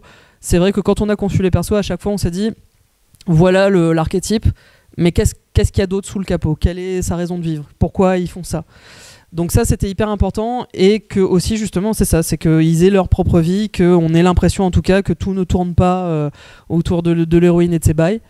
Et typiquement, le mariage d'Anthony et Sébastien, qui est un des chapitres, un des trucs où on aborde des thèmes LGBT aussi dans la série, c'était hyper important pour nous, parce que ça pouvait pas juste être les persos gays qui font le makeover de l'héroïne. Ils ont leur bail à eux aussi, et c'était important pour nous, quoi. Donc je sais plus quelle était la question. Personnage préféré? Ah oui, mon perso préféré. Alors mon perso préféré, c'est Héloïse. En fait, c'est marrant, mon perso préféré, c'est Héloïse. Le perso auquel je m'identifie le plus, c'est Simon. Et Diane, son perso préféré, c'est Léontine, et le perso qui est littéralement elle, c'est Jade. Donc on a un peu les best friends, mais on a aussi les best friends les uns des autres en personnages pour nous. Donc ça, je trouve ça assez rigolo. Mais je me reconnais vachement dans Simon, parce que littéralement en plus c'est un perso qui est très, pour moi, balsacien. J'ai été un peu biberonné, j'ai fait la Sorbonne, j'étais un peu biberonné aux auteurs classiques français. C'est de là aussi que je tiens mon intérêt et mon amour pour les feuilletons, enfin les romans feuilletons, l'épisodique, etc. Et c'est un personnage balsacien par excellence, parce que c'est vraiment le gars de la campagne qui monte à la ville, qui veut devenir... Voilà. Et c'est un peu ce que j'ai vécu, moi. Je suis littéralement venu de l'île Maurice pour faire mes études à Paris. Je connaissais personne. J'ai grimpé des échelons. Je me suis pris des déconvenus. Donc ouais, non, c'est un personnage que j'aime beaucoup.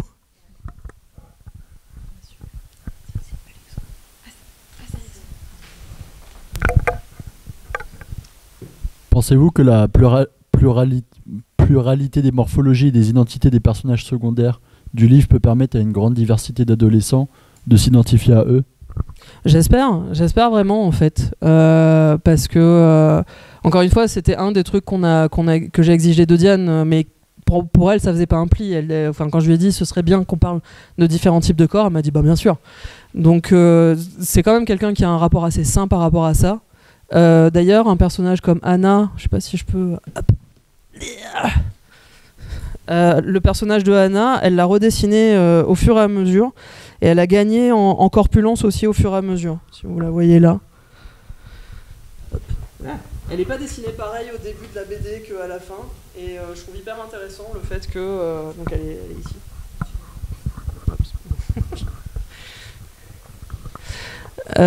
Et ça, je pense que pareil, c'est un peu de la déconstruction qu'on doit avoir nous aussi, en fait, parce qu'on a tendance par défaut à dessiner des personnes minces, par défaut à dessiner un certain type de corps, et c'est une déconstruction qu'on doit avoir, même en tant que dessinateur. C'est un truc qu'il faut s'entraîner aussi à concevoir, à faire, à représenter, et surtout, en plus, surtout pour les personnes grosses, il y a plein de gens qui savent pas les dessiner en fait, qui font soit des bibendums, soit ils mettent pas la graisse aux bons endroits. Et il y a littéralement des bouquins de morphologie qui sont sortis. Enfin, je crois qu'il y en a un seul qui est sorti dessus, et qui est pour le coup extrêmement solide. Mais les gens se penchent pas assez sur la question de comment dessiner un corps gros, parce c'est plus pratique encore une fois de dessiner un corps un peu basiquement mince. Et en l'occurrence, voilà, je suis vachement fier de Diane parce que c'était pas forcément évident pour elle. Elle arrivait quand même à dessiner des muscles, des corps un peu épais, mais au fur et à mesure, ce personnage de Hannah, je trouve qu'elle gagne en plus à être de plus en plus sexy et elle est de plus en plus épaisse. Donc je trouve ça assez cool. Et ça, c'est vraiment un effort de la part de Diane, je pense. Et à côté de ça, d'ailleurs, vraiment, on a cette représentation de deux corps de meufs qui vont à la salle très, très différents. Danielle, à côté, est bodybuildeuse. Qui a je crois, 70 ans ou je sais pas combien d'années, mais enfin voilà, c'est une mamie bodybuildeuse qui voulait intimider son ex-mari en prenant du muscle, et puis finalement elle s'est trouvée trop cool comme ça. Et c'est un personnage qu'on aime beaucoup parce que c'est un personnage qui est extrêmement à l'aise avec lui-même. Et donc ouais, pour moi c'est un peu les deux représentations aussi que Diane propose en termes de corps de meuf, que je trouve assez intéressant. Je sais plus quelle était la question. Carrément. Y a-t-il une part autobiographique dans la série? Et si oui, cela vous a-t-il aidé à surmonter vos propres obstacles? Oui. Alors déjà, encore une fois, Jade, c'est vraiment totalement Diane. Je la balance, mais c'est pas grave. C'est genre, on est quand même au courant. Elle vient pas d'un milieu aristocratique, Diane. Hein. C'est pas du tout le cas, mais c'est vraiment ce perso qui est justement pas forcément sensible aux trucs de romance, qui est un peu épais parfois, qui est un peu qui comprend pas toujours tout, qui peut être assez indécis. Et c'est vrai que même moi en l'écrivant, je me basais sur pas mal de trucs à elle en fait, sur des dynamiques à elle. De mon côté aussi, ouais, c'est à travers cette expérience et à travers le guide de musculation de Diane, que je recommande vraiment à tout le monde parce que il est vachement bien. C'est vraiment à l'usage des débutants, et elle l'a fait justement pour que n'importe qui, pour différentes raisons, puisse se mettre à la muscu. Et moi justement, je vous ai parlé de me reconnecter avec mon corps, etc. C'est ce qui s'est passé pour moi, parce que en fait on me disait fais du sport pour maigrir, ce qui ne se produisait pas. Donc moi j'étais là genre ça sert à rien. On me disait fais du sport pour ta santé, j'étais là genre je suis en parfaite santé, donc pourquoi. On me disait fais du sport pour avoir de la sérotonine, de la dopamine, de je sais pas quoi. Je suis là genre oui, mais si je reste 3 heures à lire un bouquin, je pense que j'ai autant, si ce n'est plus, sans forcer. Donc c'est quoi l'intérêt en fait? Et je me suis rendu compte que tous les problèmes de ces affirmations, c'était que ça éludait complètement le processus lui-même. Ça te donnait un but, mais on te disait pas que le processus lui-même avait de l'importance. C'était un truc par lequel passer, mais qu'à la limite, c'était un mauvais moment à passer. Et moi, je suis pas du tout une meuf de mauvais moments à passer. Je déteste ça. Je trouve que la vie est trop courte et ça ne m'intéresse pas de me punir moi-même, en fait. Et en fait, grâce à Diane, j'ai pu découvrir le sport pour juste faire du sport. C'est-à-dire que j'ai pas de but, en fait, quand je vais à la salle. J'avoue que j'ai quand même des résultats qui sont assez cool, c'est-à-dire j'ai moins mal au dos pour un boulot extrêmement sédentaire, c'est vachement cool.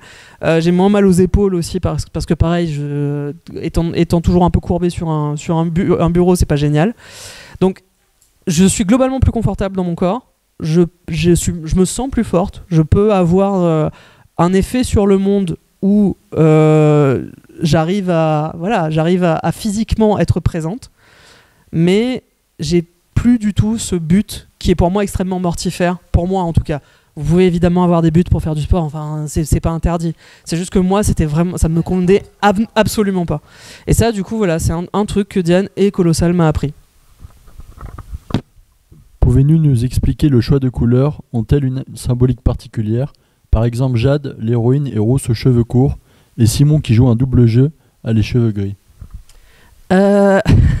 Alors le roux, c'est Diane qui l'a choisi. Je pense que je lui ai fait la remarque, j'ai fait ça franchement t'aurais pu être un peu plus original parce que tous les personnages de BD sont roux. C'est genre entre Spirou, Obélix, L'Enfeu, ce machin, on a quasiment que des rouquins en BD. Mais en même temps, c'est une couleur qui est un peu reconnaissable. Il y a un côté un peu iconique dans le roux. Et puis il y a trop de stigmates, je pense. Brun, c'est trop banal. Blond, c'est immédiatement pétasse. Mais du coup, ouais, je pense que Roux, il y a une espèce de à la fois côté iconique et couleur un peu neutre entre guillemets en termes et puis il y a le côté un peu vaillant, un peu voilà, qui en veut, etc. Donc ça, c'est Diane qui l'a choisi. Et je tiens à dire aussi qu'en termes d'onomastique, elle est pas hyper forte parce qu'elle a appelé le personnage Jade parce que ses yeux sont verts. Mais je lui ai dit, pour moi, Jade, c'est pas du tout un nom d'aristocrate en fait. Au contraire, c'est Héloïse qui aurait dû s'appeler Jade, c'est un nom de parvenu. Alors que Héloïse avec un H, c'est vachement plus le médiéval, les archevêques de Bretagne, machin. Tout de suite, on est dedans. Donc ça m'avait fait marrer. Il y a un côté très. Et après, nous, on est venus pour vraiment affiner des trucs. Alors. Déjà, le fait qu'on est tombé sur un gars qui était vraiment pas manchot et qui arrivait quand même à reconnaître une unité à chaque page, c'est-à-dire de pas juste coller des cases dans tous les sens et voir ce qui rentre, parce qu'en BD, justement, comme je disais tout à l'heure, en BD, on bosse en unité. La BD, c'est principalement deux cases qui se suivent. C'est pas une case avec du texte, c'est deux cases qui se suivent et qui ont un lien entre elles, minimum. C'est là où vous avez de l'art séquentiel. Donc, en BD, on pense en termes... Vous pouvez pas penser une case, puis une autre. Vous êtes obligé de faire une case et penser à celle d'après immédiatement. Donc, du coup, c'est le lien entre deux cases, c'est le lien de cases dans une bande, c'est le lien de bandes entre elles, c'est les bandes au sein d'une page, c'est les bandes, c'est les pages entre elles, en double page. On parlait de la page de gauche tout à l'heure, c'est le genre de choses auxquelles on pense en BD. Et après, au sein d'un tome, etc., etc. C'est une espèce de fuite en avant constante, en fait, la bande dessinée. Mais il faut, du coup, la ramener à chaque fois à des unités thématiques, de tension, etc., etc. Et donc ça au moins c'est un travail qui a été fait par le studio initialement. Et après nous on est intervenu quand je disais qu'on n'avait pas prévu de l'adapter derrière, il y avait certaines planches qui étaient enregistrées uniquement en 150 dpi. Voilà, si vous y connaissez un petit peu en PAO, 150 dpi pour de l'impression c'est pas GG. Vous êtes obligé, en général il vaut mieux bosser en 300 dpi. Si vous gardez des trucs, en plus elle avait écrasé des trucs, la folle, enfin bon bref, elle avait écrasé toutes ses planches, il y avait je crois qu'elle avait écrasé les bulles aussi, un truc comme ça, enfin bref, Diane. Et donc parce qu'elle était vraiment en mode YOLO, elle était vraiment en mode de toute façon et moi j'étais là genre mais t'es folle, personne fait ça. Même moi qui imprime rien, j'ai 5 versions de 300 dpi différentes de variations infimes sur des fichiers Photoshop, t'es ouf toi. Enfin bref, avec tous mes calques. Mais du coup, ouais, pour certains trucs où des fois c'était vraiment une question de rythmique, où les gens du studio le sentaient pas forcément. En fait, il y a un truc que je trouve hyper intéressant dans le webtoon aussi, c'est qu'il y a un côté un petit peu anime, enfin épisode d'anime en tout cas, c'est que vous avez un budget à gérer. Vous pouvez pas mettre la blinde sur littéralement toutes les cases, comme je disais. Toutes les cases peuvent pas être des bangers, de toute façon c'est pas ça la BD non plus. En BD vous devez avoir des pics, des vallées, des plateaux, vous avez besoin de gérer en fait une certaine rythmique. C'est comme en orchestre, c'est comme de la musique d'orchestre, tout peut pas être blindé à 120 en permanence. Donc il y a un peu ce truc là à gérer en termes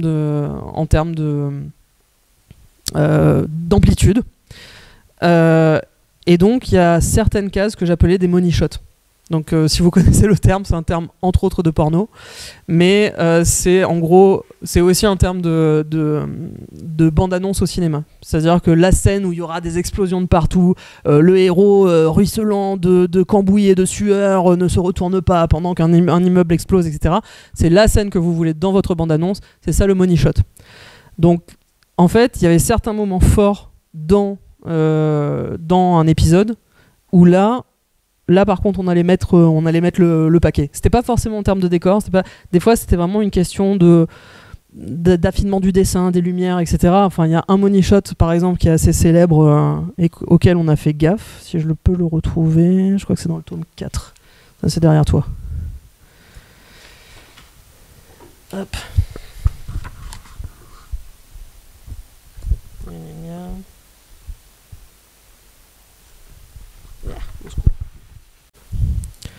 Bon, c'est un peu spoilant, mais je sais pas, si vous avez lu la BD, peut-être que ça vous dira quelque chose. Bah ça, par exemple, typiquement, ce dessin, c'est le genre de dessin sur lequel Diane va passer un certain temps, pas un maximum de temps non plus, mais ça, c'est ce que je considère être un money shot. C'est censé être un moment fort, en émotion, un truc, et il faut que le dessin lui-même soit assez beau. Et donc ça, c'est le genre de truc où, typiquement, le studio qui veut faire rentrer plein de trucs dans une page ou pas, ou quoi, va pas penser à le faire sur une pleine page comme ça. Nous, par contre, derrière, on va dire non, on blinde ce moment-là, il faut que ça soit en grand, c'est important.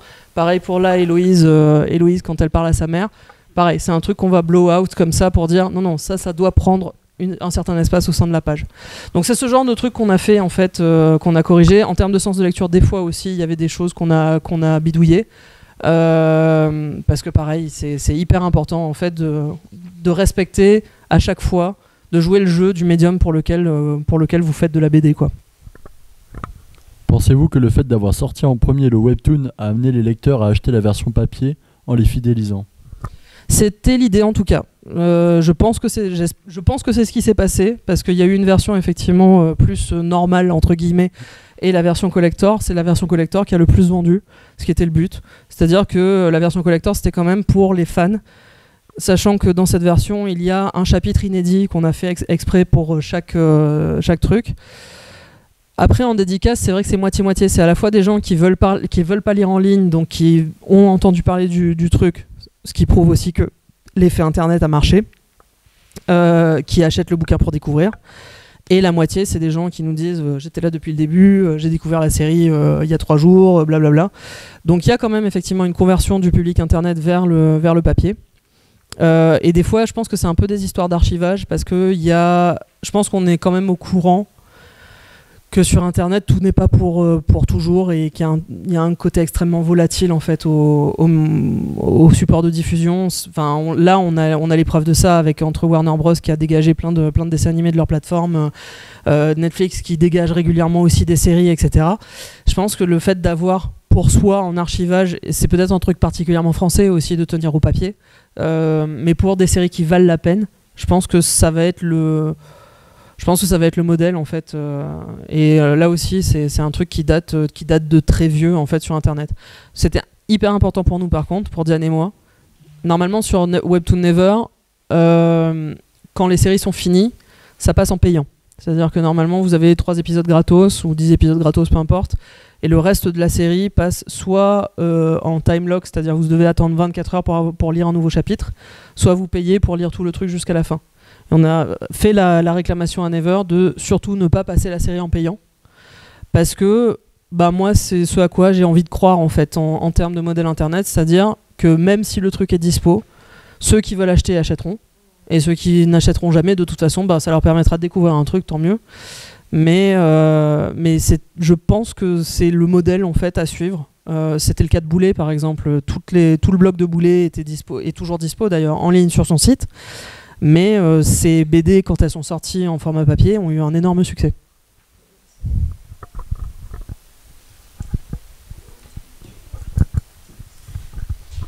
Bonsoir. Bonsoir. Il y a de nombreux bonus à la fin des histoires, notamment concernant le guide de la musculation. Pourquoi avez-vous ressenti ce besoin de faire ce travail conséquent? Et était-ce, du coup j'ai la réponse je pense, était-ce une demande des lecteurs? Ça a été une demande de notre éditeur. Après, parce que justement, ils n'ont jamais fait ça avant. On est parmi les premières adaptations de Webtoon version papier en France. Je pense qu'ils ont quand même senti qu'il fallait quand même avoir une plus-value par rapport à la version en ligne, ce qui n'est pas faux. Ça nous a fait plaisir aussi de nous replonger un peu, parce que chaque épisode bonus c'est un peu soit un addendum par rapport à ce qu'ont déjà vécu les personnages, soit on gratte un petit peu derrière le background d'un autre personnage, etc. Moi, un de mes chapitres préférés, de mes chapitres bonus préférés, il est dans le tome 4 où j'ai fait ce qu'on appelle un shonen de daronne. C'est-à-dire que c'est les mères aristocratiques qui participent à une espèce de concours de floral, de gâteaux, etc. Et de talents en mode Miss Monde dans leur quartier, et elles ont une équipe rivale et en fait elles se donnent à fond. Je me suis vraiment beaucoup amusé à faire ce chapitre. Le guide de muscu, ça c'était un truc que Diane voulait faire. C'était pas nécessairement prévu pour Colossal, elle voulait le faire de toute façon. Elle l'a sorti à Japan Expo, elle l'a vendu en fanzine. Pareil, Diane fait partie comme moi, des gens qui ont beau être publiés de façon officielle, on adore en fait passer par l'auto-édition pour différentes raisons. Et donc elle avait sorti ce petit guide de muscu en 5 chapitres, donc ça tombait bien, il y avait 5 volumes, 5 chapitres. Et parce que pareil, elle a un côté un peu prosélyte. Vous pouvez pas faire plus plaisir à Diane. Avoir aimé sa série, ses personnages, c'est super, mais dites-lui que vous vous êtes mise à la muscu grâce à elle. C'est sa secte, c'est tout ce qui l'intéresse dans la vie. C'est son seul côté gourou. Ça lui fera ultra plaisir. Après, oui, t'es super doué, ton dessin il est beau. Elle est genre ouais, c'est ça, ouais, super. Ça passe totalement à côté. C'est pas grave. Par contre, je me suis mise à la muscu grâce à toi. Là, c'est genre oh, c'est vrai. Ok. Du coup, ça n'a pas trop marché pour moi, mais c'est pas grave. Le succès de la série doit être grisant, et le fait d'avoir créé une telle communauté autour également. Comment avez-vous réagi face à cet engouement, et comment réussir à garder la tête froide malgré tout?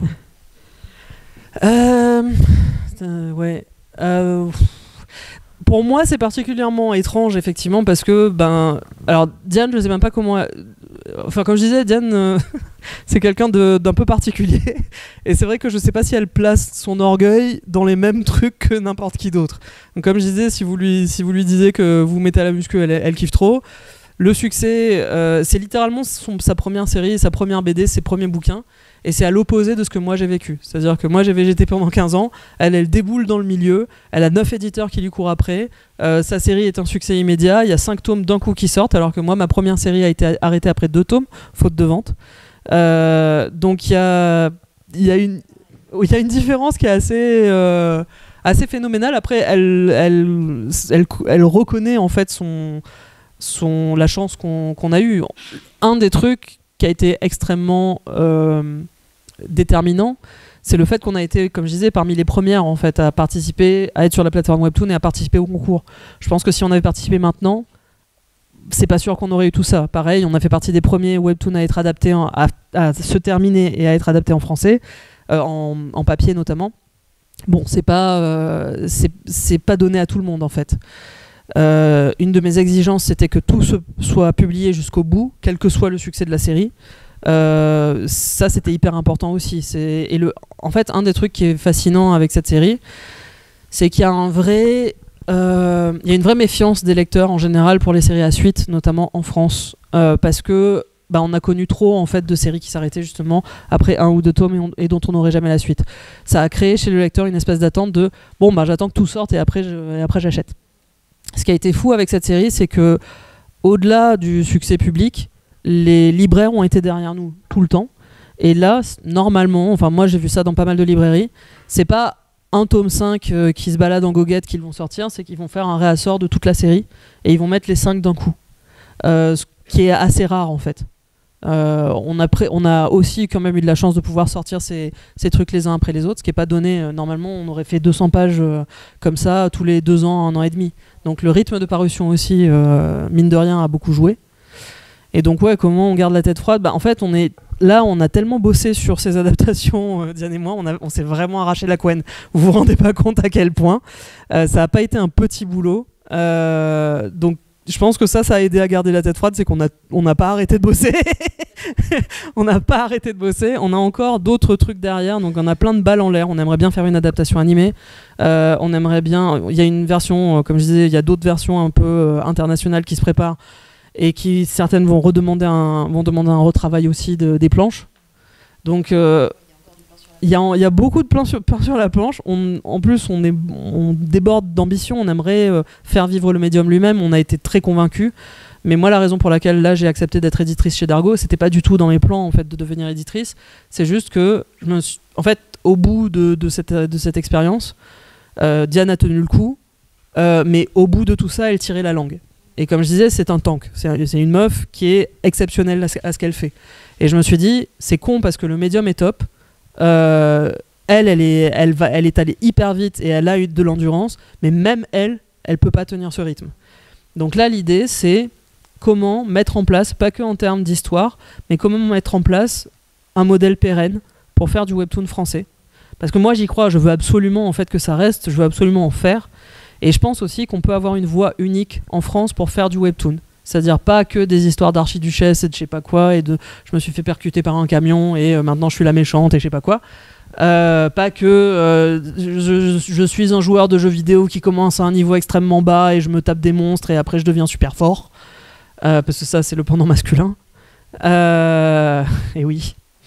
Je pense que mon ambition à terme, mais c'est de longue haleine, donc encore une fois ça m'aide à garder la tête froide parce que mon projet dépasse de loin encore cette série que j'adore et qui a fait clairement ma renommée et qui m'a amené tellement de trucs en un temps ridicule.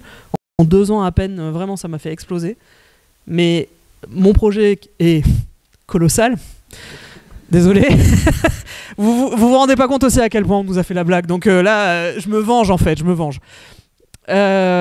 c'est de hisser la bande dessinée française qui, selon moi, est à moitié en train de crever, vers ce médium qui, pour moi, a de l'avenir. Mais il faut respecter des étapes. On peut pas juste amener Titeuf et Valérian au webtoon brut de décoffrage.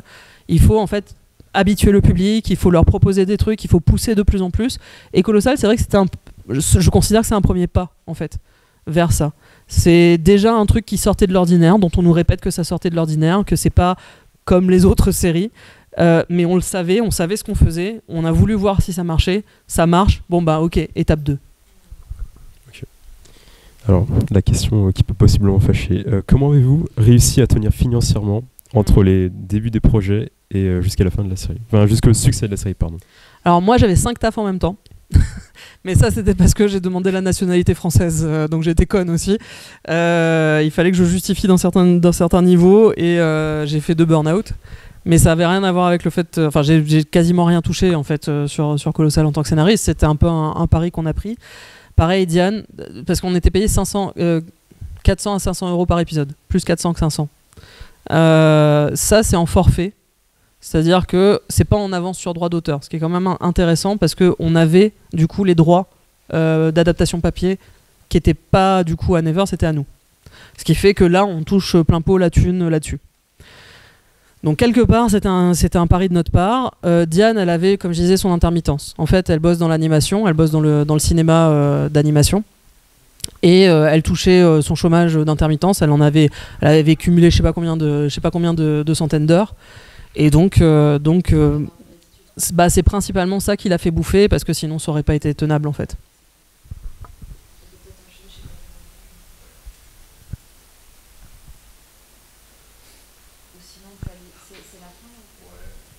Moi, je trouve les 2 dernières questions, c'est pas mal que... Je vais essayer d'aller vite. Bonsoir. Bonsoir. Donc, vous en avez déjà parlé un peu au début, mais quels sont vos projets pour la suite et voulez-vous continuer dans le webtoon ? Oui, bah voilà, j'ai un webtoon que je veux absolument faire qui s'appelle Vertu de Saint-Cyr, qui parle du bizutage systématique d'élèves féminines à l'école militaire de Saint-Cyr. C'était une série d'articles qui est parue dans Libération en 2018 et 2019, qui m'avait beaucoup interpellé parce que je trouve que récemment l'armée à travers le monde veut absolument recruter des meufs, ou en tout cas donner l'impression qu'ils veulent recruter des meufs, justement je pense pour des histoires de propagande, pour en fait plaire à la mère de famille qui est le pilier de toute propagande dans tout pays, et de dire bah non, on est vachement ouvert d'esprit, regardez, on accepte des femmes, et à côté de ça que dans leurs écoles militaires les femmes se fassent systématiquement pourrir. Je trouvais ça intéressant, ce paradoxe. Par exemple, je ne sais pas si vous le savez, mais mademoiselle.com est sponsorisée par l'armée de terre. J'aime bien dropper ce genre de facts parce que ça étonne toujours, mais c'est 100% vrai. Ça a donné lieu aussi à des articles sur moi, Samira, femme soldat, aujourd'hui, ma beauty routine. Fascinant. Absolument fascinant. Donc ça m'intéresse, et en fait, avec ce webtoon, j'espère très sincèrement, alors pareil, c'est peut-être un peu hyper ambitieux de ma part, mais si le webtoon c'est un média qui s'adresse principalement à des femmes, ça c'est un truc que j'ai peut-être pas dit, mais c'est principalement des autrices et le public est principalement féminin. Donc si je peux m'adresser à des adolescentes et essayer de les démilitariser un peu, ça m'intéresserait. Et donc Vertu de Saint-Cyr, c'est ce truc qui est un peu Lady Oscar, très très shoujo, très très duel à l'épée, avec des roses, etc. Mais avec un vrai message de réflexion sur l'armée, la place de la femme dans un milieu extrêmement masculin, etc. La soumission ou la rébellion. Et donc ça, normalement, ça devrait être sur Dargo, je le fais chez Dargo, sur la plateforme Ono, peut-être à la fin de l'année. Et donc dans ma collection, j'ai d'autres séries que j'aimerais lancer, toujours avec un point de vue assez fort. On a des Magical Girls victoriennes, on a une compétition de valet à Venise avec des chiens anthropomorphes pour devenir le valet du fils du Doge. Si vous l'avez, vous l'avez. Et un remix de Cendrillon version LGBT avec des drag queens. Donc voilà. Et juste pour finir, donc, quel conseil donneriez-vous à des étudiants voulant se lancer dans la bande dessinée? Est-ce une bonne chose de se lancer directement dans le webtoon ou est-ce mieux de passer par le support papier? Donc vous avez conseillé dans une interview de passer par l'expérience du fanzine notamment. C'est littéralement ce que j'allais répondre parce que c'est ma chapelle et c'est le truc auquel je reviens tout le temps, c'est faites du fanzine en fait. Le papier, c'est pas. C'est vrai que je suis un peu emmerdé parce que, encore une fois, qu'on le veuille ou non, il y aura une génération d'auteurs qui vont passer directement par le webtoon, peu importe en fait. Qui vont commencer par là, qui ne vont faire que ça et qui vont se spécialiser dedans sans avoir besoin de passer par une expérience papier. Néanmoins, je pense que ça fragilise énormément en tant qu'auteur. Notamment parce que d'être que sur internet et d'être à la merci en fait de justement votre public internet, ça peut vous fragiliser énormément. Moi, le fait d'avoir végété pendant 15 ans, ça a été super pour garder la tête extrêmement froide justement face à un certain engouement, des réactions, des commentaires, etc. Et de me dire c'est pas grave, this too shall pass, je continue à faire mes trucs. Donc le papier pour moi ça donne ce côté tangible effectivement. Le fanzine c'est particulièrement génial parce que ça vous fait passer, comme je pense que je l'ai dit dans l'interview, mais par tous les métiers en fait de l'édition. Ça vous fait bidouiller du graphisme, de la maquette, ça vous fait prendre un stand, dealer directement avec un public et avoir aussi un peu un sens de communauté. Moi mes meilleurs amis viennent du fanzine français. Comme je disais, j'étais mauricienne, j'ai déboulé en France. Ils m'invitent à leur mariage, je participe à leur déménagement. Littéralement, tous mes potes en fait viennent de. J'ai loué un stand et il y avait des gens à côté de moi et des fois il fallait que j'aille pisser. Et les mecs ils gardaient mon stand et on est devenus potes. Donc je sais pas si c'est une bonne idée de nos jours parce que c'est compliqué d'en faire, mais essayez tant que possible de faire du fanzina et essayez de faire du fanzina de BD. C'est hyper important parce que ça c'est en train de crever aussi. J'ai été à Japan Expo, il y avait que des gens qui vendaient des goodies et des fucking porte-clés laser avec des paillettes et je sais pas quoi. C'est très bien, super. Je veux des fanzines de BD. Je sais que c'est long et chiant à faire, mais il faut en faire. Voilà. Merci beaucoup. Super, merci beaucoup.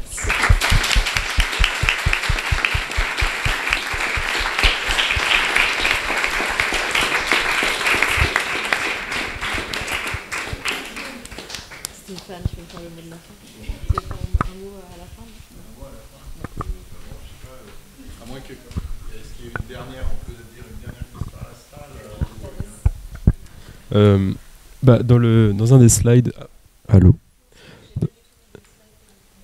C'était dans un des premiers slides, il y avait, j'avais vu un petit passage, je crois, du webtoon français Sex, Drug et RER, que j'avais lu aussi. Et du coup, je me demandais justement, juste là, est-ce qu'il y a une certaine communauté du coup dans l'univers du webtoon français? Et ouais. Aussi, je me demandais du coup s'il y a un webtoon en particulier qui vous a donné envie de vous lancer justement dans ce support-là. Oui, alors oui, pour la communauté, et c'est vachement cool. Ça, c'est un truc aussi où je trouve que les auteurs de BD, d'une manière générale en France, s'organisent. On est la profession la plus syndiquée, la profession artistique la plus syndiquée en termes de proportion. Ce que je trouve hyper intéressant. On échange énormément d'informations quand on est invité en dédicace, en festival, etc. Il y a globalement une communauté déjà au sein des auteurs de BD que je trouve hyper intéressante et importante, que j'ai pas retrouvé ailleurs. Je fais un peu de littérature, enfin j'ai sorti des vrais bouquins entre guillemets, et j'ai pas retrouvé forcément ça. Les auteurs de BD, c'est vachement approchable aussi d'une manière générale. Vous pouvez être une grosse resta et il y aura, enfin vous pouvez quand même en fait approcher plein de gens assez facilement. Enfin moi c'est ce que j'ai vécu en tout cas. Je trouve ça vraiment très très cool.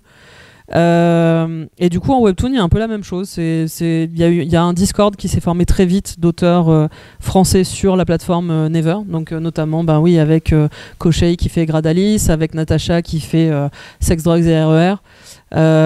Kiri qui fait Mon vœu le plus sincère, etc. Donc il y a vraiment plein d'auteurs, des jeunes auteurs aussi, pas forcément que des auteurs originaux, c'est-à-dire payés par Webtoon, des auteurs qui sont aussi amateurs, qui sont sur Canvas. Et du coup, ils vont sur ce Discord qui est un peu informel. Hein, c'est pas... Et il y a déjà aussi plus ou moins des syndicats webtoon qui commencent à se former. Donc ça, c'est un truc que j'aime beaucoup avec la France et les Français et les auteurs français, c'est que on a quand même une certaine tendance à pouvoir se regrouper en communauté, à s'organiser très vite. Et je pense que pareil, les Coréens, ils ont pas vu venir ça et ça les a un peu pris par surprise. Typiquement, je vous ai parlé du fait que les gens étaient payés à publication et pas à livraison. Ça, c'est un truc que les auteurs ont réclamé en masse et c'est eux qui ont changé ça en fait. Il y a plein de choses qui remontent de façon collective de la part des auteurs webtoon vers les éditeurs de chez Never. Encore une fois, je pense que ça les prend un tout petit peu par surprise parce qu'ils sont en mode qu'est-ce que c'est que ces gens qui demandent collectivement des trucs. Normalement, on a plus l'habitude de dealer avec des studios ou des individus. Donc ça, c'est cool. Et c'était quoi la dernière partie de la question? Oui, un webtoon. Alors, ça va pas être sur la plateforme Never. Il y a un webtoon qui s'appelle Le Choix de Pandora, Pandora's Choice, qui est pas du coup sur Never, qui a été fait par l'autrice Yudori, qui a sorti Le Ciel pour Conquête chez Delcourt récemment. C'est une autrice coréano-américaine qui est extrêmement douée et elle a fait cette histoire d'une jeune fille qui est élevée par son père dandy blanc aux États-Unis au début du 19e siècle, fin 19e siècle, pardon. Et en fait, elle, c'est la fille de ce mec-là et d'une prostituée d'origine, on ne sait pas trop, à Paris. Et en fait, sa mère est morte, son père l'a ramenée aux États-Unis avec lui, et tout est centré sur cette fille qui se pose des questions sur sa place dans cette société blanche, parce qu'elle-même, du coup, est métisse, et elle se reconnaît pas dans les canons de beauté autour d'elle, elle comprend pas, elle se compare parfois à un minotaure, enfin, elle est une espèce de créature chimérique au milieu de tout ça. C'est pas du tout, du coup, ce qu'on retrouve en webtoon habituel. Mais il faut savoir que cette meuf-là et du coup cette série-là ont reçu la médaille d'argent du concours Lezine. Donc Lezine, c'est un autre site de webtoon, mais de webtoon payant. Et elle a participé au concours Lezine et elle a gagné. Et ce webtoon, donc Le Choix de Pandora, il est vraiment magnifique. Et quand je me suis tombée dessus, je me suis dit, voilà l'avenir, voilà le truc que je veux faire en fait. C'est pas un truc consommable classique, c'est pas des poncifs, c'est pas du soap opéra qui ont totalement voix au chapitre et droit à exister, mais je veux pas que ça. Je veux des trucs un peu challengeants, un peu qui vont un peu plus loin. Et là, pour le coup, en termes de dessin, en termes de découpage, vraiment, je vous le conseille si jamais vous... Je sais pas si un jour ça va sortir en France, mais il est vraiment vachement bien. Et ouais, d'ailleurs, je pense que je vais faire pression à des éditeurs pour qu'ils le sortent.